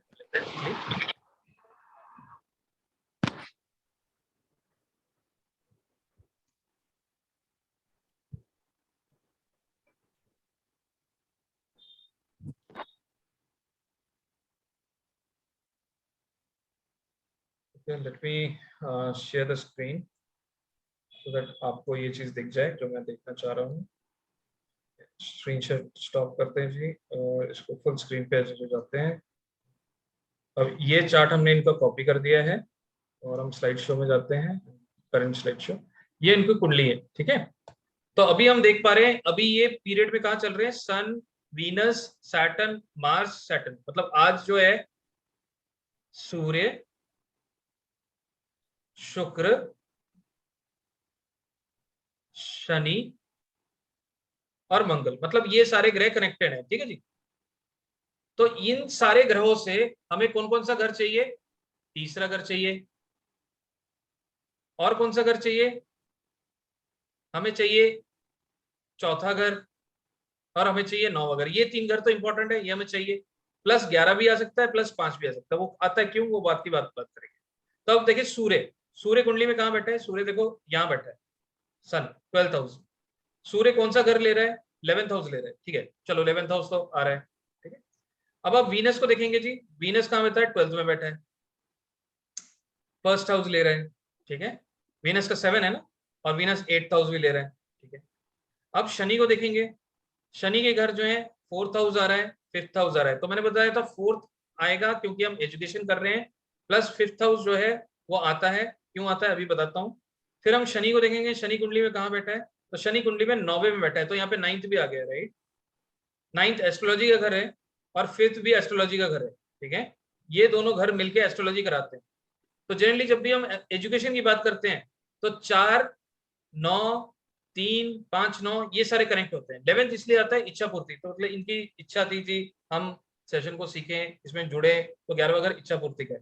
अब बात होती है, आप ये बोलोगे भाई ठीक है, लेकिन अगर हम देखें कि बृहस्पति कहीं नहीं आ रहा है ना, तो आपके मन में ये बात हो सकती है भाई बृहस्पति कहीं नहीं आ रहा है और बृहस्पति जो है नंबर 9 को लेता है, मतलब 3 आ रहा है। और आपने बोला भाई ये ऑनलाइन एजुकेशन है, यहाँ पे 3rd तो आना चाहिए, है ना। मैं यहाँ पे फंस गया, अब क्या करूं? लेकिन यहाँ पे फंसने वाली कोई बात ही नहीं है, क्योंकि अगर केपी बोलता है तो एक्यूरेट बोलता है और 100% बोलता है। तो अब ध्यान से देखिए, यहाँ पे शनि आ रहा है, यहाँ पे देखो लास्ट पॉइंट में प्राणा। प्राणा मतलब क्या होता है? प्राणा मतलब आज इस वक्त का कंट्रोलर कौन है? शनि है भाई, इस दिन का। अब यहाँ पे हम शनि को देखेंगे, शनि का स्टार लॉर्ड कौन है? देखो स्टार लॉर्ड, मैंने बोला भाई शनि का जो भी प्लैनेट का स्टार लॉर्ड होगा, जो स्टार होगा वो सबसे पावरफुल होगा, वो कौन है? आप चैट पे बताइए मेरे को अगर आपको दिखता है। Which planet? मर्क्यूरी। मरकरी कहाँ है? मैंने राउंड कहाँ लगाया है? Star Lord mercury sir. कैसे? सैटर्न का स्टार लॉर्ड कौन है? जुपिटर। राउंड कहाँ है? जुपिटर। जुपिटर ने कौन सा घर ले रखा है? विच हाउस? थर्ड। थर्ड का मतलब क्या है? Online education. तो इसका मतलब हमने जो घर बोले थे वो सारे आ रहे हैं। कौन कौन से आ रहे हैं जी? Third, fourth, 9th, 5th plus 11। Correct? This is what the KP astrology is, right? तो हम इसी को यूज कर आगे जाके वास्तु करेंगे, और हम जितने भी लोग जुड़े हैं सबके ये घर चल रहे होंगे, तभी हम सब जुड़े हुए हैं, लाइक 184 पीपल, राइट? चलिए अब Q&A पे आते हैं। जी सर, थैंक यू सर, बढ़िया एनालिसिस के लिए। अब हम लोग Q&A स्टार्ट करेंगे। जिनका आज नहीं लिया जाएगा वो कल सवाल पूछेगा, मतलब कल आपको 7 PM पे ज्वाइन करना होगा, and at 7 PM you can ask your question. It's not a promise that it will be taken today, so if it is not taken today, then tomorrow at 7 PM you can join and ask your question. Jayankar Singh Rawat अपना सवाल पूछो। Sir नमस्ते। हाँ जी नमस्कार जी। Sir पुराना revise करवा दिया आपने आज। सर मैं ये कह रहा था, मेरा प्रीवियस क्लासेस से रिलेटेड क्वेश्चन है कि सर अगर सर एंट्रीज के बारे में आपने बताया था ना एक दो क्लासेस पहले, तो सर अगर मोर देन 1 एंट्री हो, है ना सर, तो फिर क्या कंसिडर करें? मोर देन 1 एंट्री हो और वो अच्छी एंट्री हो तो फिर तो बढ़िया है। अगर वो खराब एंट्री है तो दोनों के रिजल्ट मिलेंगे उस जाते। अच्छा, वो डिपेंड करेगा कि कौन सबसे ज्यादा यूज होती है। नहीं, अगर आप कह रहे हो, अच्छा आप कह रहे हो कि एक दरवाजा इस तरफ है और एक दरवाजा वहां है, राइट? हाँ, इस तरह से कह रहे हो आप? जी सर। हाँ, तो जो ज्यादा यूज कर रहा है उसका इम्पैक्ट ज्यादा है। और सर अगर दोनों ही बराबर यूज हो रही हैं तो फिर? हाँ, तो दोनों के असर मिलेंगे। जो डोर जिसको वो ज्यादा यूज करता है तो उसको ज्यादा इम्पैक्ट मिलेगा। सर अब जैसे ना मेरा सर थोड़ा कंस्ट्रक्टेड फ्लैट वे में है मेरा पूरा घर, तो सर अब नीचे की जो एंट्री है जहाँ से पार्किंग होती है वहां से एंट्री वो वाला नहीं देखेंगे ना, जो फ्लैट वाला है जहाँ से फ्लैट की एंट्री? हाँ जी, फ्लैट की एंट्री देखेंगे। और सर एक चीज और पूछनी थी कि बड़े बड़े जो अपार्टमेंट्स या बड़े बड़े जो घर होते हैं, महल टाइप जो होते हैं सर, उसमें ना एंट्री भी होती है, एग्जिट भी होती है, तो वो एग्जिट को भी हम एंट्री कंसीडर करेंगे या मतलब इट इज अ डिफरेंट? हाँ, उसमें असर आएगा क्योंकि वो बड़ा है। बंगलो कह रहे हो ना? हाँ। उसमें दोनों लेंगे। बंगलो या सर मंदिर भी होते हैं, बंगलो भी होते हैं, दोनों लेंगे। सर मैं एक और चीज बोलना चाह रहा था, मैं कहूंगा सर कल। क्या करोगे? कल आऊंगा सर मैं। हाँ, मेरे को आप फोन कर लेना जब भी आओगे ना। ठीक है सर। श्री सौमित्र अपना सवाल पूछे। सर किसी का घर में पर्सनल लिफ्ट होने से उसको वो कौन सा प्लैनेट दर्शाता है? Personal lift? घर में किसी का लिफ्ट रहता है ना? लिफ्ट तो राहु ही है जी। देखो लिफ्ट राहु ही है। अच्छा, सीढ़ी भी तो राहु है? सीढ़ी भी राहु है। नीचे से ऊपर जाना, ऊपर से नीचे आना, राहु ही है। और एक क्वेश्चन, अच्छा सर, और एक क्वेश्चन है कि आपने आज बताया कि थीफ 7th हाउस,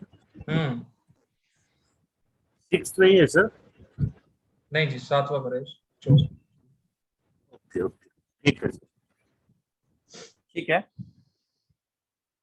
राखी बनर्जी अपना सवाल पूछें। Good evening sir.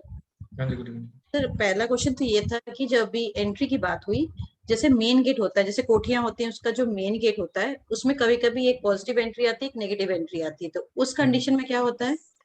वो दोनों के रिजल्ट मिलेंगे उनको। मतलब पॉजिटिव का भी रिजल्ट मिलेगा, नेगेटिव का भी रिजल्ट मिलेगा? yes. अच्छा सर, सेकंड चीज जो अभी आपने वो हाउसेस समझाया, उसमें आपने बताया कि 12th उसका जिसका भी घर होता है उसका पीछे वाला जो घर होता है उसका वो 12th हाउस हो जाता है। और अगर हमें कल के डेट में उसको वो करना, एक्टिवेट करना है, तो हमें पीछे वाला घर एक्टिवेट करना होगा। क्यों नहीं? आपने बोला ना कि उसका रिजल्ट वो पीछे वाला घर देगा। थोड़ा सा कंफ्यूजन है एक्चुअली, मुझे थोड़ा सा समझ में नहीं नहीं, जैसे फॉर एग्जांपल मान लीजिए चौथा घर जो है प्रॉपर्टी का है, हाँ, तो अगर किसी को प्रॉपर्टी सेल करनी है तो वो तीसरे घर से एक्टिवेट होगा तो प्रॉपर्टी सेल होगा। किसी को अगर प्रॉपर्टी खरीदनी है तो उसको चौथा घर एक्टिवेट करना पड़ेगा, या चौथा घर इंपॉर्टेंस है उसकी। किसी बच्चे की एजुकेशन, हाँ, किसी बच्चे की एजुकेशन हैम्पर हो रही है तो इसका मतलब उसका तीसरा घर एक्टिवेट है, इसलिए एजुकेशन हैम्पर हो रही है, इस तरह से। तो एजुकेशन हैम्पर कर रहा है तो वो चौथा मतलब तीसरे घर की वजह से हो रहा है। हाँ, चौथे का फल कम हो रहा है ना। अच्छा, तो फिर सर हम जब रेमेडी करेंगे तो हम तीसरे घर का करेंगे या चौथे घर का करेंगे? वो हम देवता का करेंगे। अच्छा, मतलब थोड़ा सा अभी भी सर कंफ्यूजन है, एक बार वीडियो देखने के बाद फिर से समझ में आएगा। Thank you sir. ठीक है, थैंक यू। पूजा जी अपना सवाल पूछे। Good evening sir. Good evening Sahil जी। सर मेरे तो 2-3 क्वेश्चंस हैं। पहला क्वेश्चन था, will AC also impact? My second question was, sir जैसे हमारे hands and legs या neck या spine, ये भी इनके भी कोई zones होते हैं? देखिए अलग अलग इम्पैक्ट शरीर में, जैसे मैंने बताया हेल्थ एंड इम्यूनिटी का जो जोन है वो ही वहां पे इम्पैक्ट करेगा मेजर, ठीक है, वो चाहे किसी पे भी कर दो। So suppose if somebody has a neck pain or somebody has a pain in the shoulder, so like will be see like vastu पुरुष का कुछ वो देखेंगे? नहीं, वास्तु पुरुष का नहीं देखेंगे, ओवरऑल ये स्टैंडर्ड रहेगा। लेकिन फिर भी मैं बता देता हूँ, जो नेक में अगर किसी की प्रॉब्लम आ रही है तो उसका नॉर्थ ईस्ट में प्रॉब्लम होगी, है ना। अगर शोल्डर्स में किसी को प्रॉब्लम आ रहा है तो उसका साउथ प्रॉब्लमेटिक है, ठीक है। लेकिन ये चीजें जो है ये एडवांस टॉपिक्स है, अभी उस पर आप जम मत कीजिए। Okay, advanced topic in our course only or advanced topic in ये इस कोर्स में हम इस तरह से डिनोट नहीं कर सकते। हम इस कोर्स में प्रॉब्लम्स को पकड़ेंगे। मैं बार बार आज एक्सप्लेन किया मैंने वो चीज। इस कोर्स में हम प्रॉब्लम्स को पकड़ेंगे। अगर आप बोलते हो मेरे गर्दन में समस्या है जी, वो आप देखिए, तो उस केस में हम देखेंगे अभी आपकी दशा कौन सी चल रही है, वो कौन से ग्रह कनेक्टेड है, कौन कौन से घर वो ले रहे हैं। जो घर खराब ले रहा होगा हेल्थ के लिए, मेनली हेल्थ के लिए 6 इज बैड, 8 इज बैड, है ना, तो वो घर जब भी आ रहे होंगे 12 खराब है हेल्थ के लिए, तो हम देखेंगे कौन सा ग्रह ले रहा है। उस ग्रह से जो देवता कनेक्टेड है वो जोन आपके घर में खराब होगा, वहां से हम उसको फिक्स करेंगे। इस तरह से नहीं करेंगे वो शोल्डर कौन सा है या गर्दन कौन सा है उस हिसाब से नहीं करेंगे। So my humble request is, because I've seen that a lot of people are asking the same question because they're interconnected. So as जैसे riders होते हैं ना, so maybe you can include something in this course, obviously with some amount, which acts as a rider. कि भाई आप इसके साथ ये भी कर लो, included. Already a new course will be announced for that, modern Vastu. Okay, so my last question before you disconnect me, Sahil ji, is that कि sir वो जो आजकल sitting वाले झूले आते हैं, will that be considered as a झूला? देखिए सिटिंग वाले हो, खड़े वाले हो, जो भी हिल रहा है ऐसे, वो राहु ही है जी, ठीक है। तो अगर कुंडली में राहु ठीक नहीं है तो हमें उससे बचाव रखना चाहिए। पार्क में जाइए, अच्छी हवा लीजिए, झूले पे बैठिए, या पार्क में लगवा दीजिए झूला, है ना जी, और सब मिलके एंजॉय करिए। जी सर। जयश्री अग्रवाल जी अपना सवाल पूछें। Yes sir, good evening sir. मेरे 1-2 क्वेश्चंस हैं। जो ये 32 एंट्री के जो एट्रीब्यूट्स हैं, वो सिर्फ एंट्री पे ही मतलब लागू होंगे या घर के डायरेक्शंस के ऊपर भी हम उसको लागू करेंगे? अभी सिर्फ एंट्री के ही लागू करेंगे, आप एंट्री पे ही लागू होंगे। Okay sir. और जैसे अभी आपने बोला कि 12th हाउस का, तो जैसे सेकेंड हाउस में मर्क्यूरी है, तो 12th हाउस मतलब उसका जो 12th हाउस है उसमें सैटर्न है, तो ये सेकेंड हाउस जैसे बोलने की क्षमता है, तो सैटर्न उसके ऊपर इम्पैक्ट डालेगा?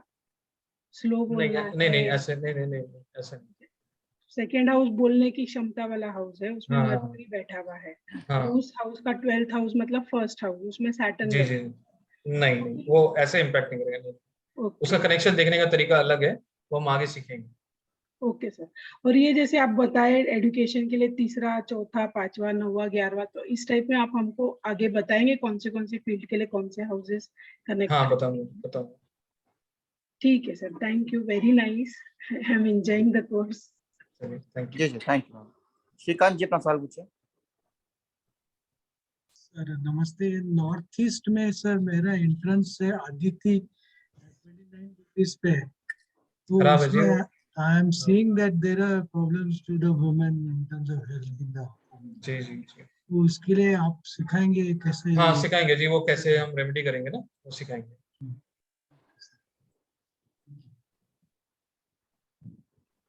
Okay, thank you. Jyoti ji अपना सवाल पूछे।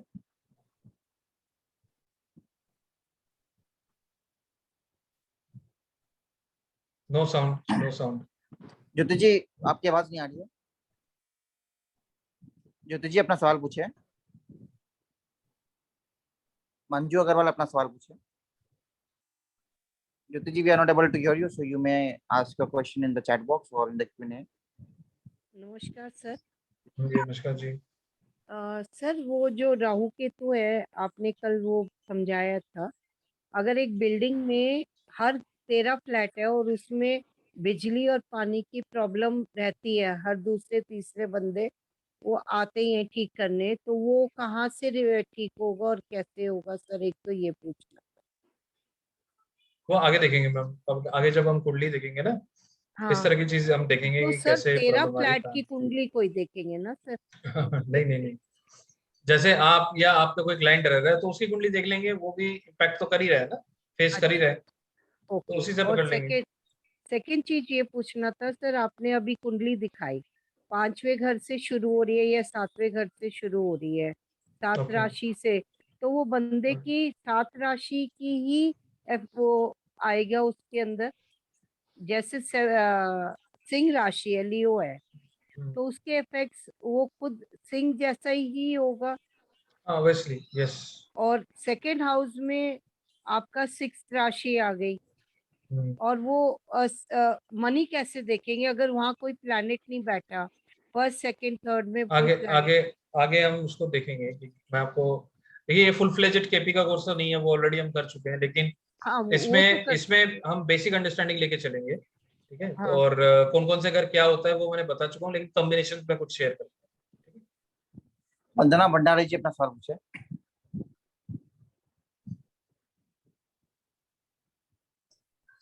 सर जैसे हमने आज 3, 4, 9, 11 ये हाउस एक्टिवेट हुए एक चार्ट से देखा है। Sir can you hear me? Can you hear me? सुन पा रहा हूँ, सुन पा रहा हूँ। ओके सर, उसी तरह से अगर किसी का हमको डेट पता है, ईयर पता है, प्लेस पता है, बट परफेक्ट टाइम पता नहीं, तो हम इस मेथड को एक 4-5 चार्ट बना के हम टाइम रेक्टिफाई कर सकते हैं। ये उसका प्रोसीजर अलग होता है, जो इस कोर्स का पार्ट नहीं है, बर्थ टाइम रेक्टिफिकेशन होता है, वो केपी का एक अलग टेक्निक है। ओके, वैदिक एस्ट्रोलॉजी में भी आएगा जो नेक्स्ट कोर्स है। Okay sir, okay sir, thank you sir. ठीक, ग्रीन तुलरानी जी अपना सवाल पूछे। Sir, whatever I am listening is everybody is putting questions on either their personal problems or traditional Vastu. Correct, correct. What you are trying to teach us is, I am also getting confused because of the questions, they are not related to course. Right, what I feel is that either the Jatak comes with a complaint, and with the complaint you find out the zone, which zone it is, and for that zone you look at the Devta and followed by the planet. Correct, correct. Or secondly, if a person comes and doesn't tell you his problem, from the KP astrology, जो दशा भुक्ति अंतरा है उसको पकड़ के, जो दशा है उसका प्लैनेट का डायरेक्शन पकड़ के वो हम देख लेंगे कि अगर 6-8-12 उसके अंदर है या 8-12 है 6-12 है, तो उसको पकड़ के भी कर सकते हैं. Eventually, it is only based on devtas and whether the bedroom is here, there, nothing matters. Yes, absolutely correct. Yes.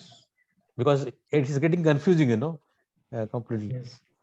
Yeah, I've started with that only. I've tried to explain because lots of people were asking different questions. So either I come to you with a question, or I come to you with my kundli. And if I don't ask you a question, then from the kundli you can see that in the DBA there is a problem. And you locate the direction. From the direction, you locate the sub direction and the devta and the planet for that, and then the remedy for that. Correct. So we will tell them, okay, these zones are imbalanced. and these devtas are having some problem, and he will say, okay, this maybe we are facing this one, this issue or that issue, then we will do the remedy accordingly. That is what the method is. Yes. जी, दिवाकर यादव अपना सवाल पूछे।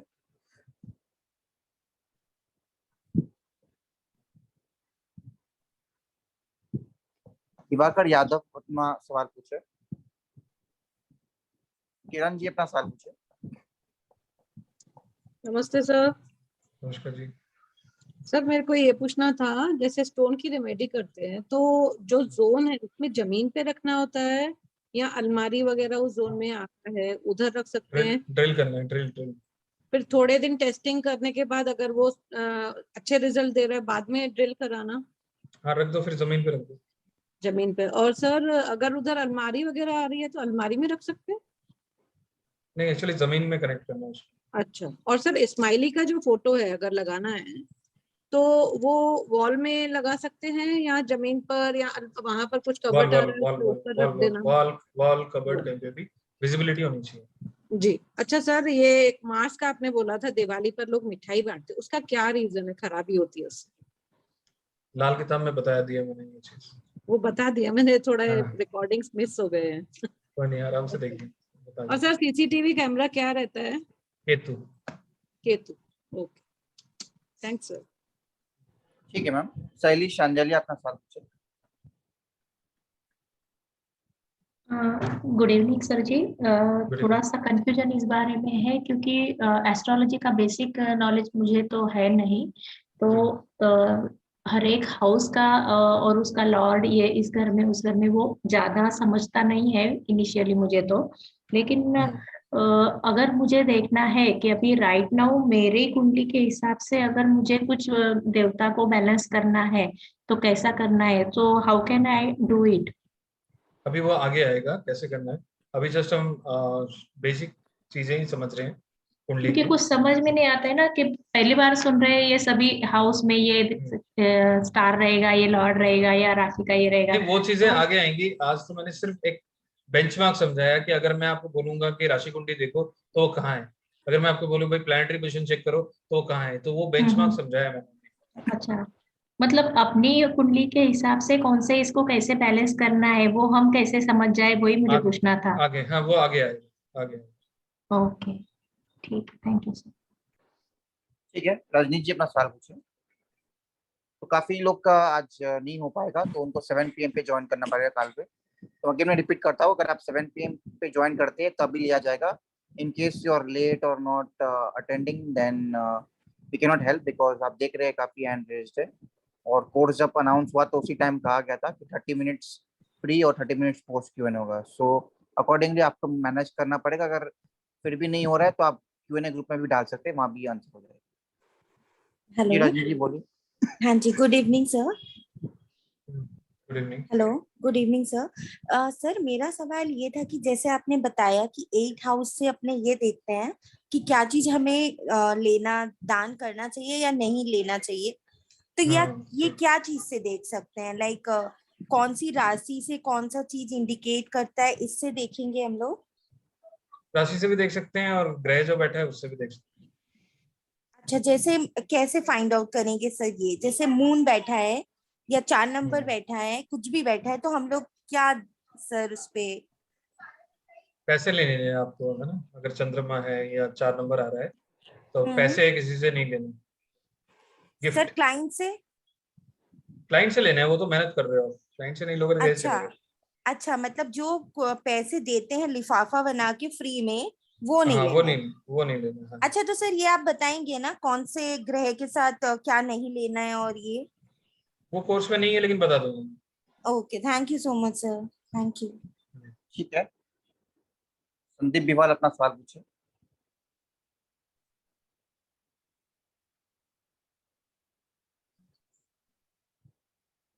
संदीप बिवाल अपना सवाल पूछे। जी सोडी अपना सवाल पूछे। जी बोलिए बोलिए जी, संदीप जी बोलिए। हेलो जी बोलिए। सर आवाज आ रही है अभी? हाँ हाँ आ रही है, सुन पा रहा हूँ, बताइए। सर क्या हो गया ना, मेरा आज भी मिस हो गया और कल का भी, यस्टरडे का भी मिस हो गया था। अच्छा अच्छा। तो इशू एक क्या हो रहा था कि आपने जो डोर एंट्रीज बताई थी तो कहीं ना कहीं जैसे सब लोग पूछ रहे हैं कि 1 होगा या 2 होगा, जैसे डोर एंट्री में मतलब 1 भाग आता है, 2 भाग आता है, तो वैसे मेरे समझिए किसी में 3 भाग भी आता है, ठीक है, जैसे मेरा ही है, मैं बता रहा हूँ कि मेरे में N8 E1 E2 आता है, ठीक है। और मुझे एक और चीज जाननी थी कि जो मेन एंट्री है वो तो नॉर्थ ईस्ट की हो गई, बट अगर G+1 है तो क्या फर्स्ट फ्लोर पे जो एंट्री खुल रही है फर्स्ट पे जाने के टाइम पे वो भी कंसीडर होगी? अगर अलग अलग लोग रह रहे हैं, आपका पूरा मकान नहीं है तो कंसिडर होगी, नहीं तो नीचे वाला जो मेन एंट्री है नहीं वही तो नहीं कंसिडर होगी। ओके। और सर कुंडली के बहुत सारे ये जो बाकी क्वेश्चंस चल रहे हैं ना वो थोड़े कंफ्यूज कर रहे हैं कहीं ना कहीं, बिकॉज क्या है ना कि एस्ट्रोलॉजी की थोड़ी नॉलेज कम है, बेस नहीं क्लियर है, तो वो कहीं ना कहीं क्वेश्चंस प्रॉब्लम क्रिएट कर रहे हैं। कुछ चीजें धीरे धीरे करके मतलब सॉर्ट आउट हो जाएंगी। आप रिकॉर्डिंग देखेंगे 2-3 बार तो चीजें क्लियर हो जाएंगी। जी सोडी अपना सवाल पूछे। Good evening sir. सर मेरा एक क्वेश्चन है, मैंने कई बार कोर्स में सुना है प्लॉट कटा हुआ है या घर का हिस्सा कटा हुआ है, उसका एग्जैक्टली मीनिंग क्या होता है? मेरे को समझ नहीं लग रही। तो सब चीजें आगे डिस्कस करेंगे। ओके ठीक है सर, थैंक यू। ठीक है, देवी प्रसाद त्रिपाठी अपना सवाल पूछे। सर नमस्कार सर। जी नमस्कार जी। सर आज का क्वेश्चन में जो केपी का बताया राशि चार्ट, उसके बाद भाव चल चार्ट देखना है, उसके बाद कॉप्स का चार्ट देखना है, कॉप प्लानिटरी पोजीशन, उसके बाद कॉप्स पोजीशन देखना है। मेरी बात ये सर, हम जब डिस्कशन करेंगे शादी के बारे में डिस्कस करने, शादी के बारे में तो 7th हाउस है, 7th हाउस का हम उसके कॉस्प का देखेंगे, कॉस्प का सब लॉर्ड को जाकर हम प्लानिटरी पोजीशन में उसका लॉर्ड को स्टार लॉर्ड को देखेंगे, वही बात तो। लेकिन सर ने आज 3rd को प्लानिटरी पोजीशन लिया, 4th को कॉप्स लिया, कॉप चार्ट लिया, इसलिए मैं सर डाउट हो रहा है। किसको लिया? सर 3rd में सर ने प्लानिटरी पोजीशन को लिया, 4th में सर ने कॉप्स को पोजीशन को लिया, आज वो डिटेल लिया। समझ नहीं पा रहा हूँ, सॉरी सर। आज जो 4 स्टेप आप बताया है ना, 4 स्टेप बताया है हम देखने के लिए, पहले हम राशि चार्ट देखेंगे, उसके बाद भाव चलित चार्ट देखेंगे। नहीं ये स्टेप नहीं बताया मैंने, ये बताया कि अगर मैं आपको बोलूंगा कि राशि चार्ट देखना है तो कहाँ राशि चार्ट है ये बताया मैंने, just as a general knowledge बताया है आपको कि अगर भाव चलित मैं बोल रहा हूँ तो कहाँ देखना है, राशि चार्ट बोल रहा हूँ तो कहाँ देखना है, अगर आगे जाके मैं बोलूंगा प्लानिटरी पोजीशन देखना है तो कहाँ देखना है, ये बताया मैंने। ये नहीं बोला this is first step second step, ये नहीं। 1 2 3 4 लिखा है, इसी के बारे में हाँ मैंने ये बताया था, 4 सेक्शन है इसलिए हमने 4 सेक्शन के बारे में बताया इस तरह से। जी जी जी, दीपक जी अपना सवाल पूछे। Good evening sir. सर ये एक छोटा सा फार्म हाउस बनने के लिए अगर हम देखें तो मेरा एक लेफ्ट वेस्ट साइड में एक छोटा सा पॉन्ड है, ओके, उसके बाद एक रोड है, उसके बाद ये लैंड है, इसको हम लोग कंस्ट्रक्शन से पहले इसकी रेमेडी देख सकते हैं सर, कौन सी देवता इफेक्ट होगा, क्योंकि आपने बोला west side and south side और बैड बोल के। सर इसमें ऐसा वही होगा जी, जब आप कंस्ट्रक्शन करने जा रहे हो तो उस टाइम पे हम इंस्टेंट प्रश्न करेंगे, उस बेसिस पे हम देख सकते हैं। अच्छा, एक फार्म हाउस के लिए भी सेम कॉन्सेप्ट होगा सर? हाँ कर सकते हैं। अच्छा, प्रश्न करके वो एक एग्जांपल दिखाएंगे सर, कैसा एग्जांपल प्रश्न करके? वो आगे, हाँ आगे आएगा, आगे। ओके ठीक है, नम्रता दास अपना सवाल पूछे।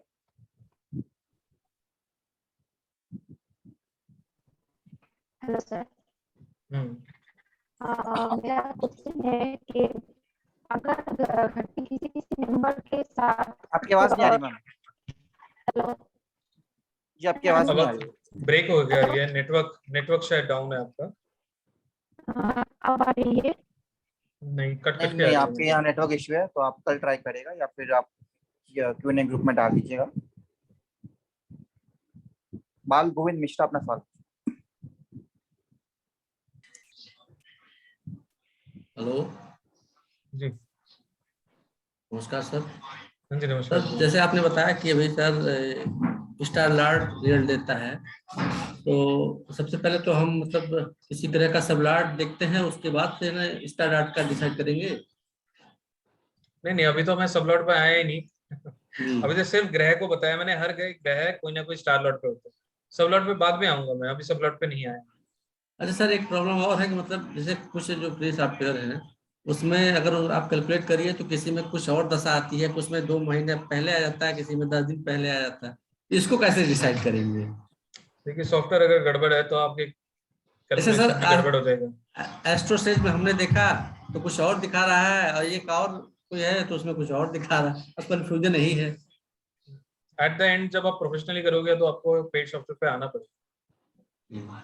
अरे सर एक चीज और बताइए हमें, जैसे मान लीजिए 1 सिंगल रूम की बात हम करें अगर, और प्लेनेट को बैठाने की बात करें, तो क्या जो हमारे मतलब कमरे में, हाउस में जो हमारे ऑब्जेक्ट हैं, तो उनको क्या उस प्लेनेट के हिसाब से हमें डाइवर्ट करना है कि जहां जो रहेगा वहीं उसको फिक्स करके और उसका उपचार करना है? वो चीजें चार्ट टू चार्ट होगा, आगे हम दिखाएंगे, वो चीजें देखेंगे कैसे। जी जी ठीक सर। ठीक है, तो 14 लोग का क्वेश्चन रह गया था आज, तो वो कल 7 PM ज्वाइन कर लीजिएगा ताकि आपको पहले अपॉर्चुनिटी मिल जाए। So that's all for the session. Thank you very much for joining in. जो लोग लाल किताब में है वो वहाँ पे ज्वाइन कर सकते हैं।